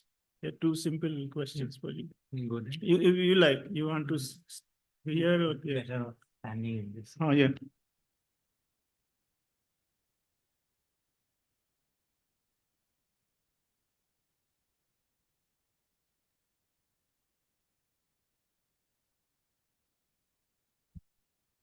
Okay, so thank you for inviting me for this. Actually, in my introduction, it was, I had to add that I'm also working as a professor of economics at Ashok University. So that brings some occupational hazard in what I'd say has become a bit lecturing. But, I'm just following on the question that Dr. Joshi put up addresses, I teach, economics of food systems, and I also teach global supply chains. And this, whatever we are dealing with here, it's very intricately related to these ideas of, so one of the things that, some of the learning that, we need to know what is, when we often ask our students just, please draw a supply chain, then they start from production, go to processing, and I said, no, that's not correct. That's because you have to go to where the idea is, where the innovation, the concept, the knowledge, that's where the value chains are. And so in this scheme of thing that, when Dr. Joshi put the question that, can these premium products and this thing be different? So we have to understand it from a very global supply chain, global value chain perspective. You need a lot of ideas, lot of innovations on those fronts, which actually bring about, and that's where your quality of the product that you can create. So most of the time we are always discussing about value distribution, that who gets what, but this is really predicated to the idea of value creation. And so we have to, and so we always talk about in global supply chains of something which is a smile curve, that, in the very knowledge, development, innovation stage, that's where the value is concentrated. So India, China, they export all this, and we write a lot about in iPhones, they're being exported about so many. But what percentage of the value is there in those iPhones that China sells or exports or India exports? Is 2 to 3%. I mean, 60% value is in those design phases, which is there in sitting in US somewhere. And so that is what, to be generally for even for this kind of products, we have actually a smile curve. We need to get into the stage of, where the idea, the knowledge, it is a bit like what is happening in pharmaceutical. So India is not there in terms of where is the idea, the innovation of the core drug. We take the API, so even that comes from China, and then you really produce generics and you sell it off. So we don't want that model to be operational here. We need to, within this and with protected agriculture, we need to get into the development stage of ideas, of new innovations. That's where the value is. I mean, so for this to be successful, this to be, to bear fruit, you need to, so whenever you look at a global value chain, it's always about, not only about participation, it's also about positioning. Where do you locate in that space? And I think for something like a protected agriculture, you need to get into the stage which is in the leftmost portion of the smile curves in order for this to really work. And the second thing that, I said that I would partly lecturing is that, we always tell the student that when in the world of global supply chains, one of the lessons that you're going to learn, I mean, this is one of my, as a trade economist, this is one of my dreams actually, that government will constitute one best importer of the year award, right? I think, so the idea that you get from these global supply chains is that, you cannot be a successful exporter. And I say exporter means trading and within the country. That is, if you have to sell these products and so on, without being a successful importer. I mean, so you can, and self-sufficiency is not whether it is desirable or not. The reality with self-sufficiency is that it's an impossibility. I cannot find a single product in the world, including in India, which can say that this is totally self-sufficient. I mean, if you ask the students that, what is the biggest example of something which is Atmanirbhar, and you say it might be like domestic help. But now when you have a war and you see that even the domestic help has to work with LPG, which has to come from outside. So the idea is that basically that you cannot have this. So you have to get into the position of importing. And so a lot of time the discussion that were there, okay, this technology is very developed in those places, and though now we are trying to do it here.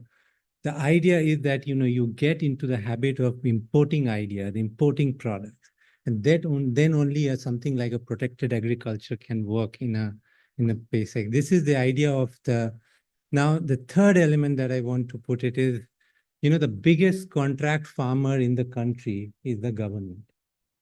I mean, the MSP with procurement, there is no bigger contract farmer in this country, right?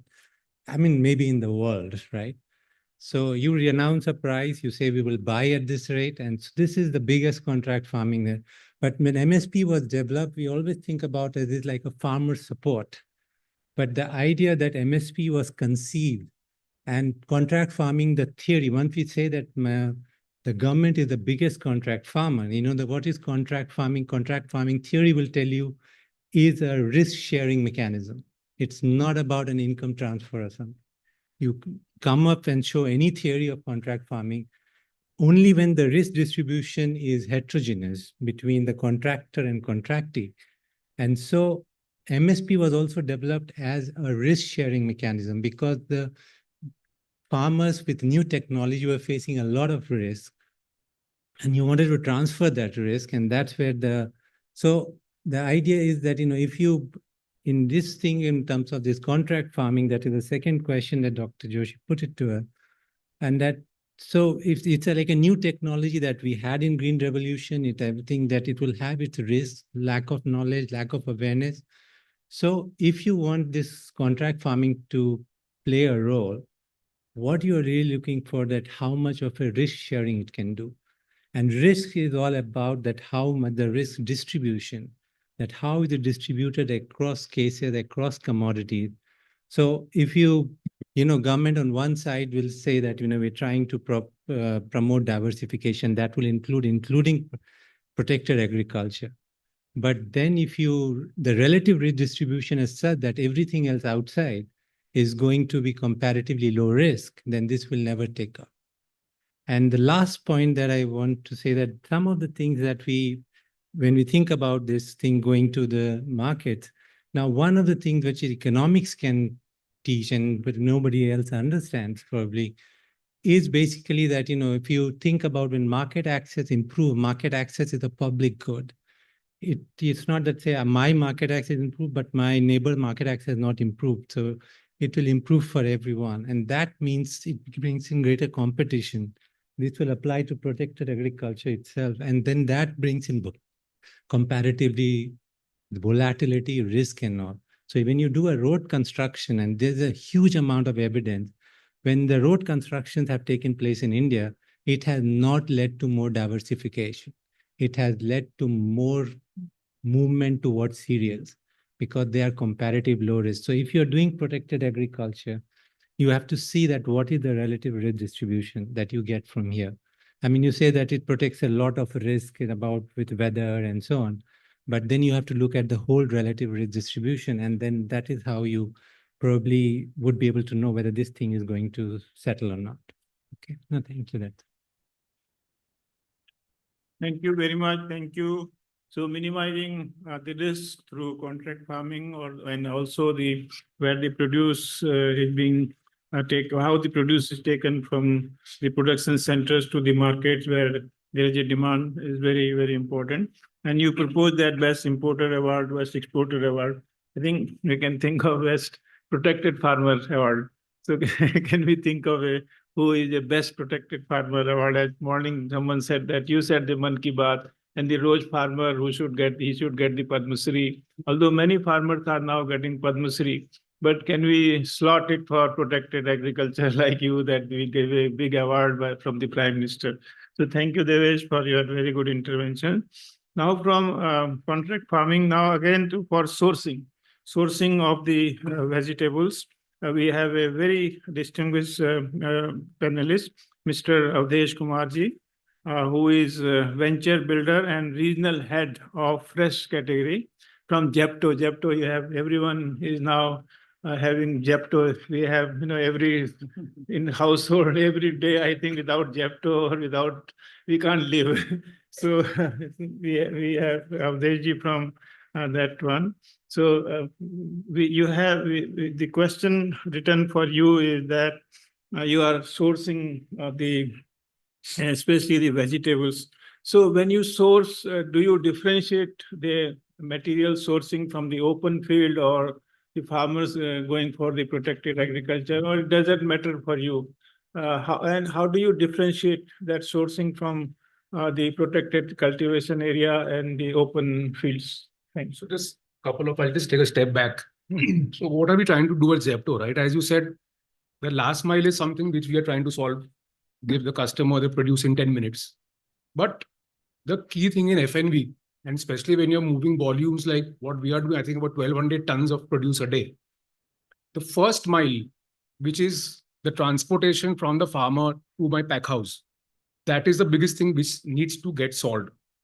The problem, what happens is farmers are basically producing a lot of waste to the pack house, which is approximately 3 rupees a kg or something is a ballpark figure which we worked out. So now how are we solving that? We've got about 100 plus farmer collection centers across the country, and we are associated with about 10,000 farmers, which was the last count, which we had a event last week on Thursday, it was announced. So 1,000 tons a day of plus produce. So, and 1,000 vehicles which are moving with the first mile. So, that's the kind of complexity we are dealing on a daily basis.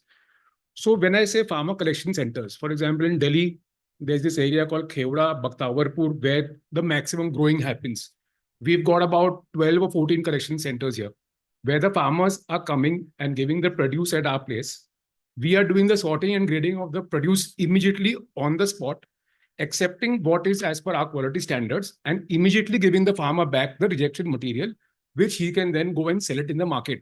Normally, now the farmer has to come to, say, Azadpur Mandi, which is in Delhi. The farmer would get the entire material. Over here, there is no control of pricing. There is no control of payments.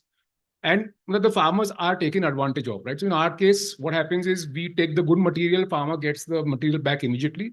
And also in terms of payment, we are paying the farmers the same day or the next day. So the farmers' payments are also pretty secured, right? So now coming back to your question, which you had initially, if I'm able to solve for the first mile. So we did a trial. I was in, Priya Ranjan sir also said, Jajera Basedi.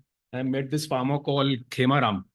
He has won some crazy amount of awards, and he's doing a lot of good work there. Right? The entire village over there is in, I think, so we did buy some red yellow capsicums. What we saw from them, the produce which comes from them, I get it in a much better quality.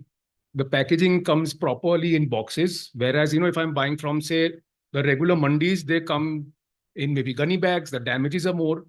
So for me, the cost, as I said, is a first mile cost. First mile cost also includes my, say, the labor or the headcount, which is at my warehouse, at my pack house, who is doing the grading sorting. In terms of all of the stuff, if I am able to save money, the 3 rupees per kg or 4 rupees per kg, we are okay to buy this produce from the farmers. And we do have various segments we sell. So we do sell an organically grown, which is cleaner food, certified organic farmers are giving us. That segment, initially, I think it was 2-3% penetration. Today, we are at about 10% penetration for organically grown. So at least with these poly houses or pack houses, I know that the quality will come better. Maybe less organic, maybe less of carcinogens as mentioned in the morning. So then for me to create that separate category, yes. So as I said, the penetration has gone up from 2 rupees to, 2% to about 10%. So to answer the question, customers are willing to pay. I think Gaurav also said it earlier. People are there on Swiggy and Blinkits. They're okay to order. One small example, we sell 2 types of coriander. One is coriander with roots and one is premium coriander without roots. With roots, I'm selling it for 10 rupees per 100 grams. Without roots, we're selling it for 25 rupees. And guess what? The 25 rupees one sells more than the 10 rupee one. Because the customer knows he's getting a clean product. So that is how it is done. Yeah. So are you doing contract farming? So we have. And then how do you manage the price volatility? Because prices are very fluctuating in horticulture. So we don't have contract farming as such, but we have launched something called a growing program. So what we do in the growing program is we tell the farmers that if you are able to get the quality as per my specification, as per Zepto specification, we will give you the business and we will buy it from you. In fact, in Delhi also, what we've done, one of the small innovations which my team has done is that 60% of the material is from the mandi because of the market, the way it is, right? There's the reverse in Bangalore and the reverse in Bombay. So what we've done is because, again, the transportation of first mile, which I buy from the mandi to my pack house, and we have about 4 pack houses across Delhi NCR.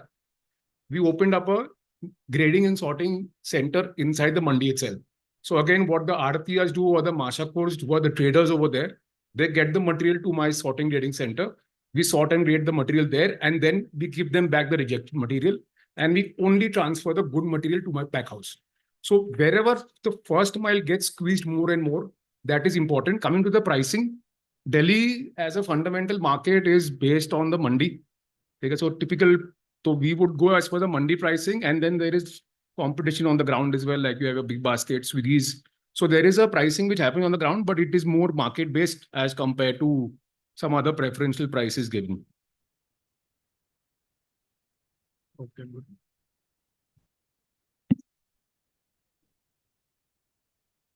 Thank you very much. Thank you. Now we will move again on the procurement. We have again very distinguished colleague, Mr. Sanjeev Bhatia ji. Bhatia ji is the managing director from Green Staple Private Limited. They are building B2B supply chains and developing demand-driven models of high-quality vegetables. So they are, engaged in high-quality vegetables. So in this high-quality vegetable, what kinds of marketing challenges farmers are facing, and your company is facing in connecting these business-to-business models? Is there enough demand for these high-quality vegetables, or we are just, it's a supply-driven kind of phenomena?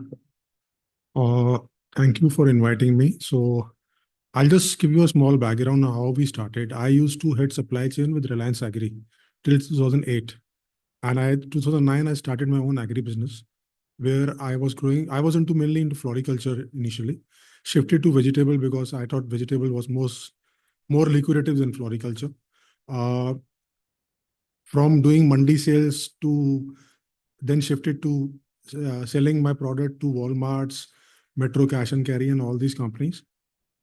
Today, we are basically into contract farming, and we do a backward integration. We study the buyer's demand and we find out what pain points the buyer has, and then we grow what the buyer wants as per his specs. I don't grow and then go to the market to find a buyer. So the couple of times, like for example, this Jaipur thing has come up in discussion.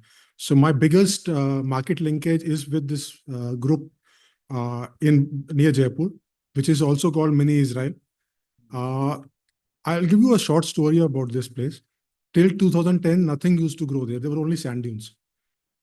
One farmer, Khimaram, as Mr. Avdesh mentioned, he went to Israel, saw what is happening and experimented with 1 acre of greenhouse. Today, that whole cluster has 1,100 acres of greenhouses. And don't be surprised, there is no water available in that area. The whole cultivation is done on rainwater harvesting.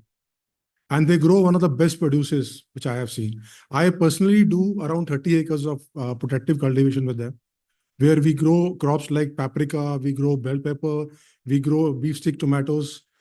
And my target customers are the produce is already sold. We do contractual arrangements with customers.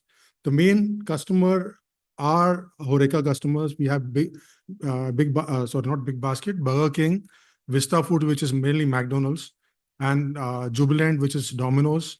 Then we grow certain products for a US company, which is called Griffith Foods. We grow paprika, which is the paprika is not for eating; it goes for extraction.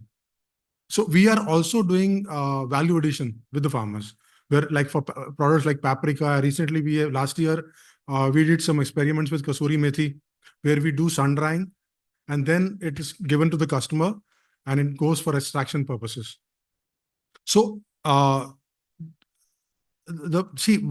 we help the farmers is we help them in actually finding the right product, doing the value addition also, plus we help in certifications like GAP certifications, which all these customers have a necessity. They can't go ahead without the certifications. Then we also help them in actually agronomy support. I am not an agronomist, but today I run around 50-70 acres of farming. I have my initial business model was where I used to grow everything on my own. I used to lease out land. I have greenhouses in Himachal also, where I used to grow. Now, my own farming is hardly 10%. 90% has shifted to FPOs and farmers or group of farmers. So that's how we grow. But the biggest challenge what we found and we are facing also today is the contractual obligations from both the sides. From the farmers also, they will enter into a contract with you, but if the mandi price is high, they'll refuse. They'll run away. So you lose a lot of face with your contracts. Similarly, it's also with the customers. It's the other way around. So, for example, I'll give you a small 2015 Burger King approached me. And they said, we want to grow iceberg and beef steak. Beef steak, nobody grows in the market unless there is a demand. The first question I had was with the supply chain head, are you willing to pay for it? He said yes. And that was a hydroponics project. In fact, I started hydroponics in India in 2009-10 with my collaboration with a Netherlands-based company. But that was way ahead of the markets and all. So what I mean to say is, though HoReCa has a compulsion to move to residue-free, high-quality products, the B2B market is still struggling because they are more focused on the pricing. So they don't want to pay for the quality. A lot of corporates, and I would apologize to Avdesh, a lot of corporates actually claim that they are buying directly from farmers, but they don't pay the farmer the right price. And if they pay a lower price to the farmer, they don't pass on the price to the customer. They are making money out of it. And the other problem is that the farmer community, the mindset is still focused on the mandi, the middlemen. They don't want to get into contracts. They think mandi. What actually back of their mind work is the whole season, 1 week pricing, which will be very high for their, let's say, bell peppers. They'll focus on that price. But they will not see that it also comes to 40 rupees instead of 200 rupees. Whereas in contract farming, a farmer on day one knows what he's going to earn. He can only focus on his farm management, his practices at the farm, and higher yields. It's all about yields. But lately, what we have seen is the people who have adopted technology. For example, my cluster in Jaipur, they have adopted technology. They have adopted good practices. They are very focused on it. They have been able to grow very high quality products at a good yield. For example, recently I had a customer who wanted to dehydrate bell peppers. And for dehydration, we wanted B grade product, not the A grade product, obviously because of the price. I couldn't find B grade products available. Everything we used to grow was 90% plus is A grade. And the other aspect is, I'll give you a small example. The group of farmers we are working with in Jaipur, they used farm labor. But farm labor, they don't employ. They have over the time given them a profit sharing in what they do. So they share 25% of their profits with the laborers. So, and that motivates the labor also to adopt better practices and focus on better quality and yield so that they can get better revenue out of it. So that is how we are approaching the market. Market is changing, but yes, it's a lot of things have to be done. You just mentioned that you're doing some value addition also. Yeah, we do some sun drying. Is it product or the sorting of the... No, sorting grading is very basic thing. We do sun drying. Yeah, we do extraction. We don't do, sir. Extraction we don't do. That is actually done under a certified facility, so we can't do that. But we do like sun drying. Lately, last year, I was invited by CMAP in Bageshwar in Uttarakhand, where we are working on a project where if we can grow rosemary on a contractual basis with farmers, and currently a lot of rosemary and herbs come from Turkey and that area, but we are seeing a lot of problems because they mix olive leaves with them, and then when it lands in India, it gets rejected. Similarly, as I mentioned about dehydrated bell peppers, a lot of it comes from China. So the focus and the biggest buyer from China is a company from US. They want to shift to India. because obviously with the relations with China. But we are still struggling with that. But hopefully we'll be able to manage. Thank you. Thank you. So this raises, issue that we need to revisit of farm laws. So revisiting the farm laws, especially the first two laws, the alternative markets and second is the contract farming.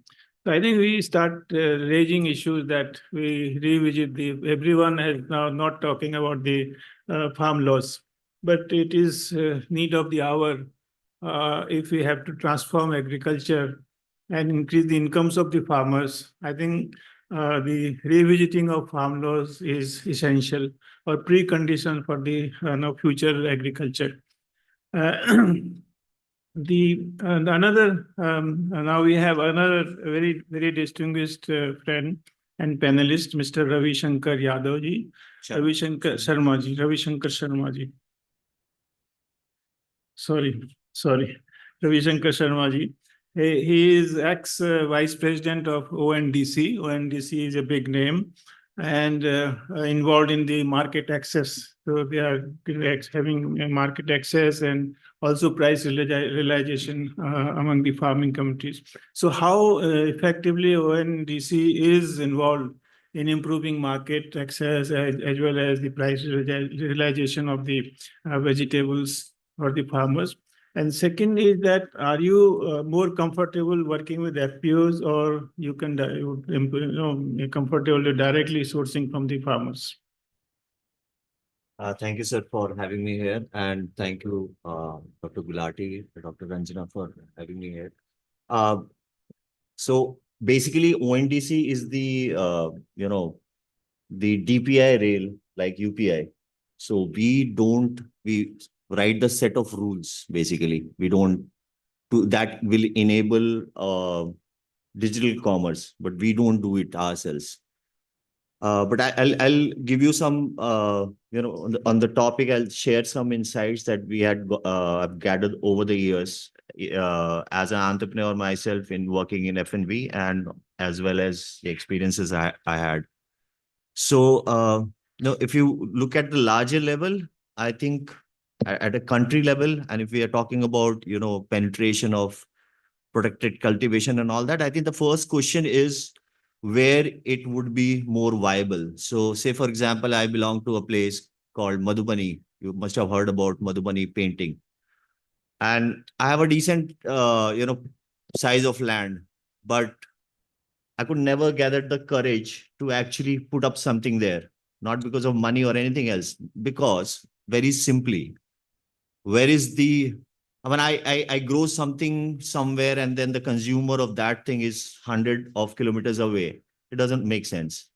So I think policy level wise, I think if subsidy is good in that way that around the clusters of urban clusters, if we develop this, it would be much better. That's one.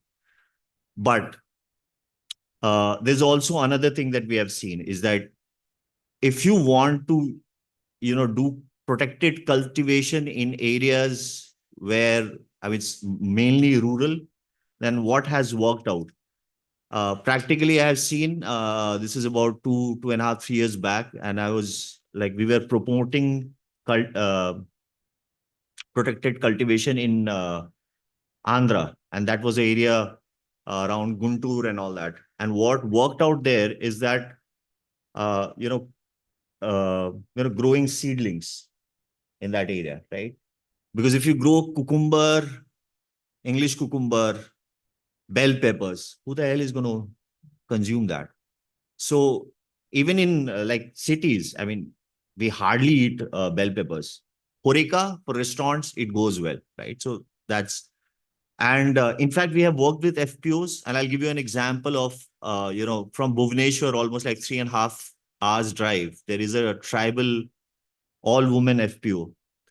And they put up a poly house that just does seedling, because in that area, there are a lot of tomato cultivation and other vegetables that are grown. And this FPO, these ladies, just make sure that they grow the saplings and provide to the farmer the best ones that are there. So yes, I think it works. in a FPO structure, it definitely works because the consumers are of the produce are, in this case, seedling, are the farmers themselves and in around that area. The other piece, I think the most important piece in this is also, if you look at the trend, I mean, like, let's go back 20 years, 25 years, when we say that there's a lot of, Bangalore, South, Coimbatore, Tamil Nadu, they have had this, adopted this more. And that was because the mindset was, how can India has so many agroclimatic zones and a lot of produce was being imported from Southeast Asia. And this is where we started, okay, why can't we, start producing this in India itself? So that is also one of the, policy level intervention I can say, because right now we have programs like by the same department is programs like ODOP, one district, one product. These all can be brought under one umbrella and all that. And the most important thing is, the noise. That's the top priority to be sorted at the policy level and all that. Is that if you just start finding what you need, you will not get a direction, because the only person that you're going to person who is selling the product, and he will only sell what he's supposed to sell. So in our previous panel, somebody was saying is that there is various level of protected cultivation. Net shade is not the only, let's not retrofit things. And that's what happens. And I personally have more than, I would say, more than 4 or 5 acres of micro irrigation material lying down in my village, just because somebody just sold it to my dad, and we did some plantation. It didn't work. So we tried in 1.5 acres, it didn't work. So the rest of the material for 4 and 5 acres is just there. I don't know what to do about that. So wrong selling is also a problem. And if you look up the most important piece is I've seen is that a farmer can't be a experimenter. When you have to feed yourself, you can't just go on a high of saying, oh, I'll think about something and all that. Figure out, design. That doesn't happen. So advisory at the time of growing is also very, very, very important. And how do you connect that? Maybe do it with KVK. But yeah, in that, I would say, let's get the best knowledge from across the world. Let's adopt. Let's not reinvent most of the things, if that's possible. So yeah, thank you so much. That's my addition to the question. Thank you very much. Thank you. Mentioned about the timely advisory best practices from the global arena, as well as convergence of various programs. Very, very important points you have mentioned. So we have great insights from our very distinguished panelists. We have distinguished personalities here. Can we give 10 minutes to them if they are because we must, but those who would like to raise issues, don't ask questions. You give some suggestion which can help in promoting protected agriculture based upon your experiences.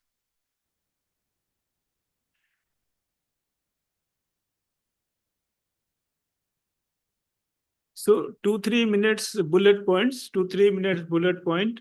So if you will have take little time, so we will have more people to speak.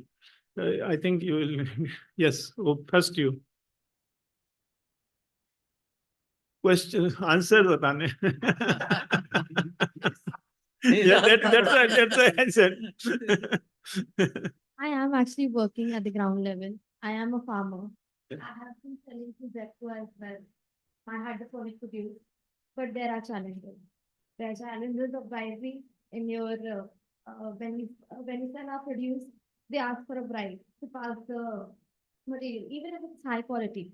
And now we are doing it hydroponically. We want them to come and visit our structures. They have visited our structures, and still that issue arises.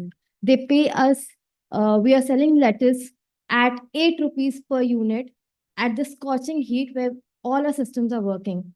For the 6 months, our produce is not accepted because the mandi prices crash, and there's 20 rupees kg lettuce available in the mandi, and they don't buy our produce because it's a little expensive, because we are giving a cleaner product. So these are the real challenges with Zepto as well. As I mentioned, right? So we've started this new category called organically grown. Okay, that is one. Moving from, so what's the name of your company? I must be knowing this. I grow hydroponically. Ah. It is residue free. Of course, it is a cleaner product as compared to what we grow in open lands. And still our product is not accepted because you have a better pricing available in the mandi. We are getting into the value-added categories. As I said, we are now getting into organically grown. We will get into healthier, cleaner food. Let's connect on this offline. There's a lot of discussions we can have.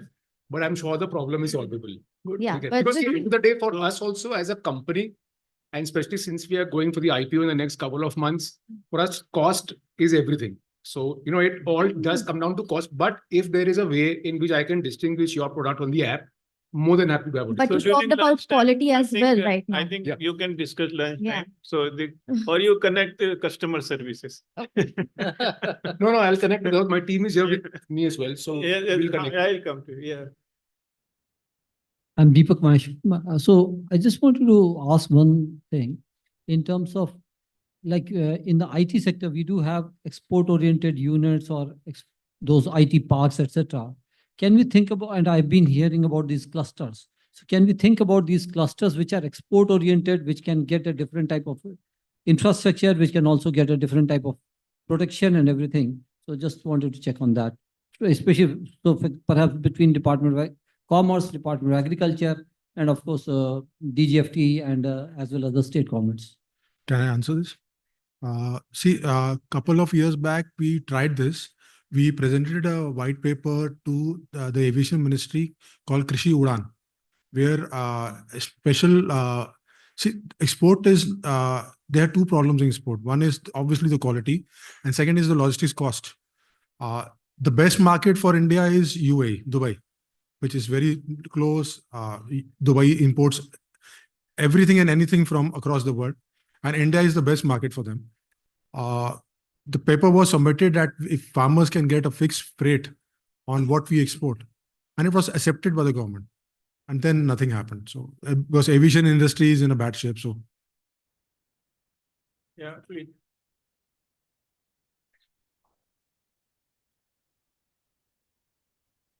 Oh, I just want to add one thing which she wants to know.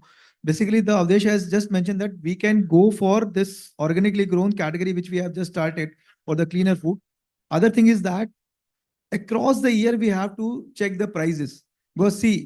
Because we have to compete the market also. Like there are other players like Blinkit, Swiggy, Flipkart, and any other. So we have to compete with them also. To compete them, we have to keep on cross-checking the prices, that what prices they are offering. So we are there to help the FPOs or who are doing this hydroponically grown. But we have to also see that what we are offering to the customer. So either we should go in a different category or we should check the prices across the year. So that overall, that farmer should also be in a win-win situation, and Zepto should also get benefit out of that. Thank you. Good. Thank you. Thank you very much. I think it's a very good discussion. Very good points have come up. I have just listed 4 or 5 points which came up during the discussion in my mind. So I will just list down those points. These are other than what our panelists have shared. The first one, I think we should first the protected agriculture and diversification or the premium commodities will not come everywhere. So first we should map potential areas for upscaling protected agriculture. So mapping is very, very important. What are the potential areas? And we should identify some of the areas, identify some characteristics where the success has taken up. And once we identify the conditions for successes, if we identify those, and then develop some sort of index. This is for researchers, and identify areas where these are the pockets. For example, it's a demand for the premium commodities, the income level of the consumers in those areas, or the foreign tourists are visiting those areas. So which are the pockets where we can promote, and then we should target initially those areas for this one. The second, as I was mentioning, the marketing format is completely changing since 2010, or is a complete change, and after COVID it has changed dramatically. So once it has changed, the format has changed. As I was mentioning that we need to revisit the farm laws, revisiting farm laws, and we need to correct the markets, promote. I think the contract farming will be most effective in promoting these protected agriculture. The third point, I think what I was thinking, that who are designing the policies for protected agriculture? I think we have now successful farmers, and there are successful stakeholder companies which are involved in this. I think they should be involved in designing the policies. They know where are the pinch points. They know everything about the protected agriculture, how they have come up. They should be involved in designing the future policies, not by someone sitting in the Krishi Bhavan should have designed the policy. So involve those all those who have successful in this one protected agriculture. And then important point which Satya Sai have mentioned, open land market. This is another very important area, especially where we have degraded lands, and such kinds of lands, and which are abandoned, or the railway land. These lands, if we open, I think many our new who want to come to in agriculture, they can come and work in this protected agriculture. And those who are looking very big profit from agriculture sector. Last point is fourth point is risk mitigation. Risk not only of structures, but risk of the price also.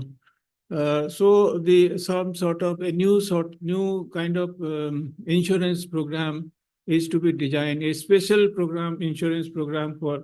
It will not be covered under the Prime Minister's insurance program, but a different insurance product for the protected agriculture. And lastly, the role of public-private partnership, or the partnership between farmer and the private sector. As in the morning, I was saying that I see its success as we were successful in the contract farming in the poultry sector. It's a similar kind of, you have structures in poultry, and the contract farming is most successful in poultry. Around 80% poultry is under contract farming. So how it is so strong partnership between the poultry as well as poultry producer, and then the companies, the corporate sector are involved in this one. So how that model we can think of promoting protected agriculture. So with this, I thank the panelists. Please give a big hand to our panelists. And I thank Dr. Gulati for giving me this opportunity to chair this session. Thank you very much. Thank you. Thank you, everyone. And it was a very insightful session. Thank you, all the panelists. Now I'd like to invite Dr. Ashok Gulati for vote of thanks. Thank you.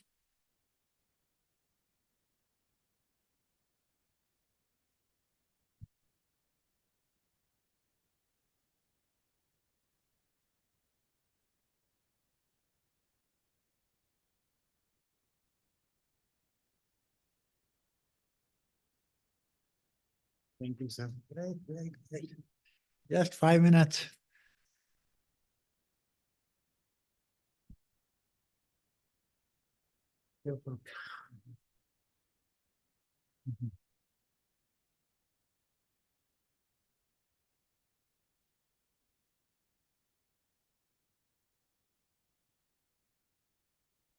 Well, these 5 minutes are basically to express our gratitude, extremely grateful to the speakers, very rich knowledge on the table.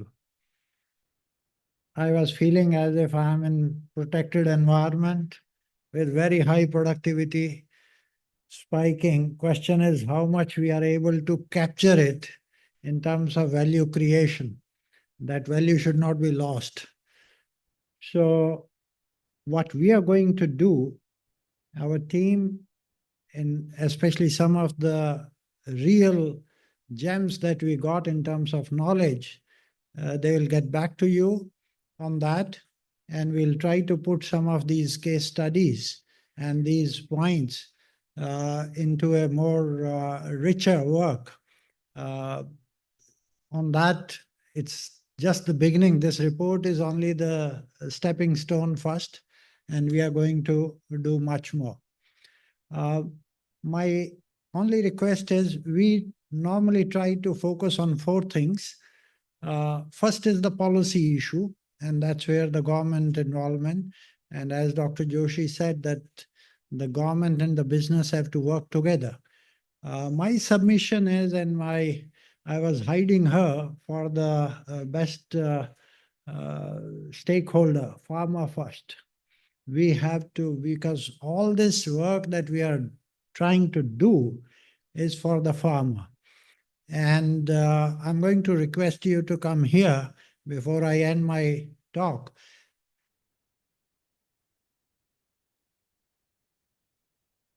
In one way, she has been an inspiration for the start of this work. My only passion was how to augment farmers' incomes. And when I came to know an economics honors student taking up farming, as our friend, one of the IEM guys taking up farming, and that too, a young woman.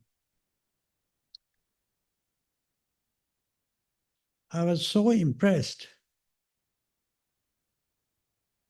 We have to get this message gone to a much larger audience. And hopefully, some of you may learn and do it one day. This is a critical part of the story. This is the beginning of the story, and we want to see it scale up. And this is not just a one-day job that we are doing. We are going to be on this business for the next 2 years at least. My team will be working on this. And we will come out ultimately with a book, hopefully, but also number of experiments. Our test is whether we can create and inspire more people onto this line. Now, that is not going to happen in isolation. That's not going to happen only with the researchers. And therefore, partnerships, policy and partnerships go together. I think that partnership has to be with either Zepto or Go Green and what you said, green staples, because production is one part of the story. The other side of the same coin is the marketing part of the story. So there are 2 risks that are involved. And in between, I was so happy to see KJ saying that, risk is the main thing rather than the credit constraint. Wow, because that's what we have been learning all through, that as bankers, they are ready to give if the risk is low. And we have to prove to them, they are reluctant, they are doing lazy banking. Oh, car loan, very good. This is your income level, every month income will come. So if we have to go for priority sector lending, most of the banks do not cover their 18% mandate that they are supposed to do. And I had been fighting this even when I was on the board of RBI, NABARD, and having sat down on the bank's boards, it's a continuous fight.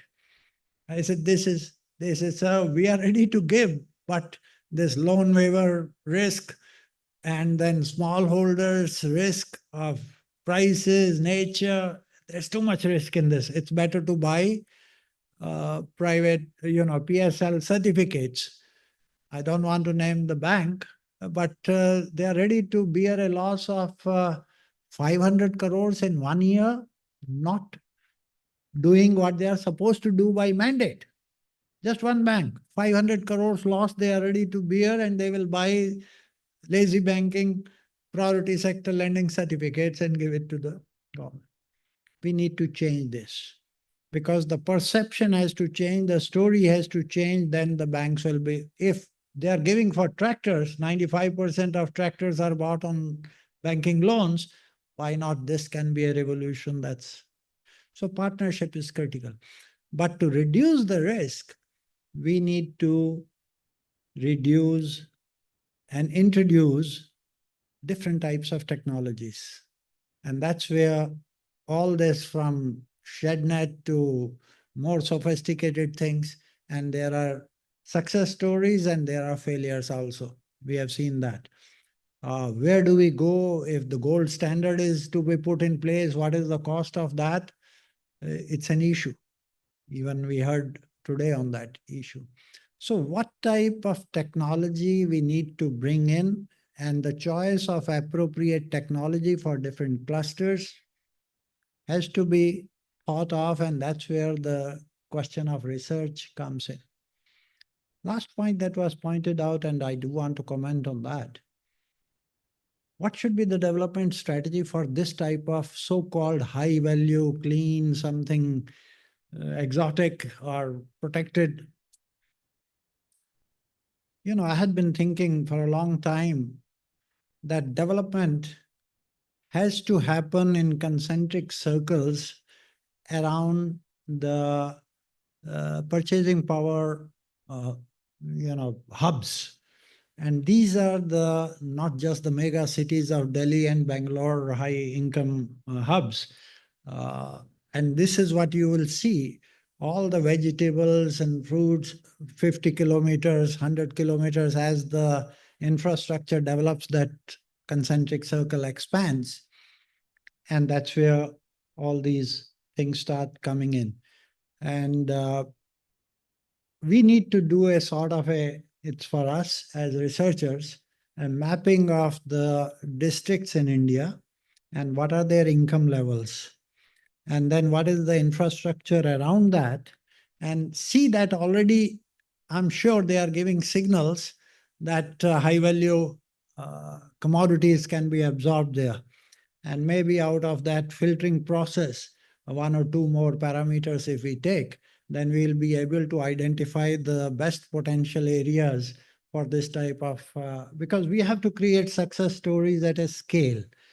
It all starts with an individual level, but the revolutions take place. Once milk revolution was already happening in Kheda district, but when the policy support is there, a few farmers, and then it spreads all over. I think from that angle, I think my honor today is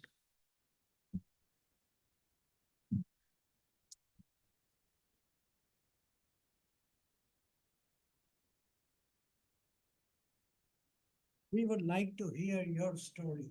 Yeah. This is going to be a part of our book, but we need to hear from the horse mouth. Hello, everyone.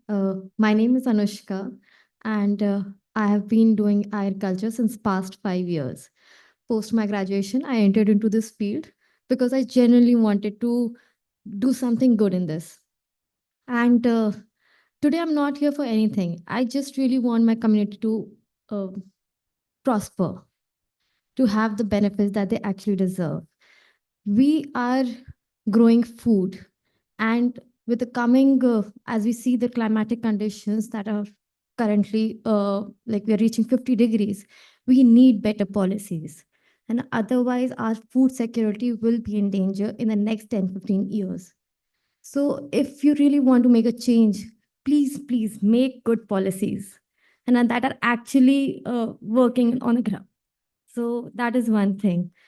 We are talking about protected cultivation. Of course, it's the future, I understand, and I totally get it, but we need different structures for different areas. We can't be like one structure for the entire country. That can't happen.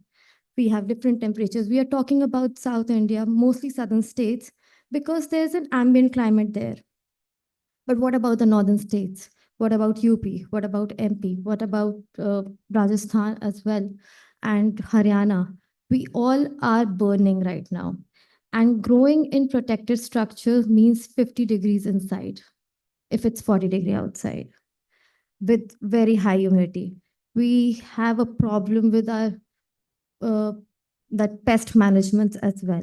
There's a growing pest attack that's happening all over the country and even internationally in say bell peppers.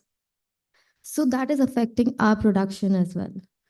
So we really need to bring up policies where we are reducing the dependence on pesticide and rather focus more on pesticide-free food. And we have certain, there is a biological control which is available. And we need to introduce them to our fellow farmers, breed those insects here so that they can control other pests. That is one solution that can actually help instead of all the pesticides that we are using. So that is one thing. Then one subsidy can't be given to all the states. If you're telling us that we have 50% subsidized, we are, of course, paying a taxation of 18% in that cost of 50 lakhs that we are putting up in a protected structure. Then we are paying a 12% bribe to attain that subsidy in our accounts, which comes in 6 months. Of course, if we are going for a credit linked subsidy, then we are paying the interest as well. And what about the prices of the produce? That is reducing day by day. Like this year, I think it has been the toughest year for our farmers in the field of protected cultivation. 2 years back, when I came here to ICRIER, things were very different. And today, I would say a lot of people who have put up a farm, who have set up a polyhouse farm this last year, they would be regretting it. They would be actually regretting it. And because we have been selling our produce at, say, bell peppers at 50 rupees per kg. That is a cost of production in the north. With the southern states, they have a double, the production is actually double what we actually get it in here. We are getting around 25 tons average in the north, and they get 50 tons. So if you're giving us a 50% subsidy and the same subsidy goes to them, they will get a better ROI than us. So you really need to address that as well. If the UP farmer needs a better, like we have better subsidies in Rajasthan, we are getting 70, Haryana 70, 75%, Himachal Pradesh 85%. There's a state which is giving subsidy, there's a central government which is giving a subsidy. So we need subsidies like this in UP as well. If you want our UP farmers to, of course, progress. So this is one aspect. Then I would say, yeah, there's regional inequality in subsidies, that one thing. So yeah, lack of transparency is also there. I think there could be a better direct benefit transfer when it comes to subsidy to avoid those 12% bribe. It should be digitalized. We should, and what happens exactly is that the farmer has to arrange the upfront cost of 60 lakhs. That is a really big challenge for any farmer. Even for a very niche community of farmers, that they also need to arrange that 50-60 lakhs. For me, it was very difficult. I did not have land. I leased lands. I worked on it. I arranged the credit for my setup. It was difficult. If I would have been given the option of only paying the farmer's share and not the upfront cost that I have to put up, I think it would have been much easier for me and compared to arranging those 60 lakhs. So what we can do is a direct benefit transfer where we are just paying the actual farmer's share. This is actually happening in open farms like open irrigation, like drip irrigation. So the government has been doing this direct benefit transfer when it comes to per drop more crop in their policy. So I think this same should be done in case of protected cultivation as well. So these are few recommendations that I would say that please include it and make a good policy so that we actually benefit and it's just not on papers. The policy actually works on ground. Yeah, thank you. Thank you.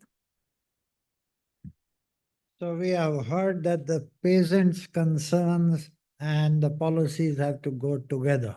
You cannot separate because ultimate objective is that. I need to thank all the speakers, all the participants, and also my team, not here, but also outside in all the logistics of this. And finally, nothing moves without money.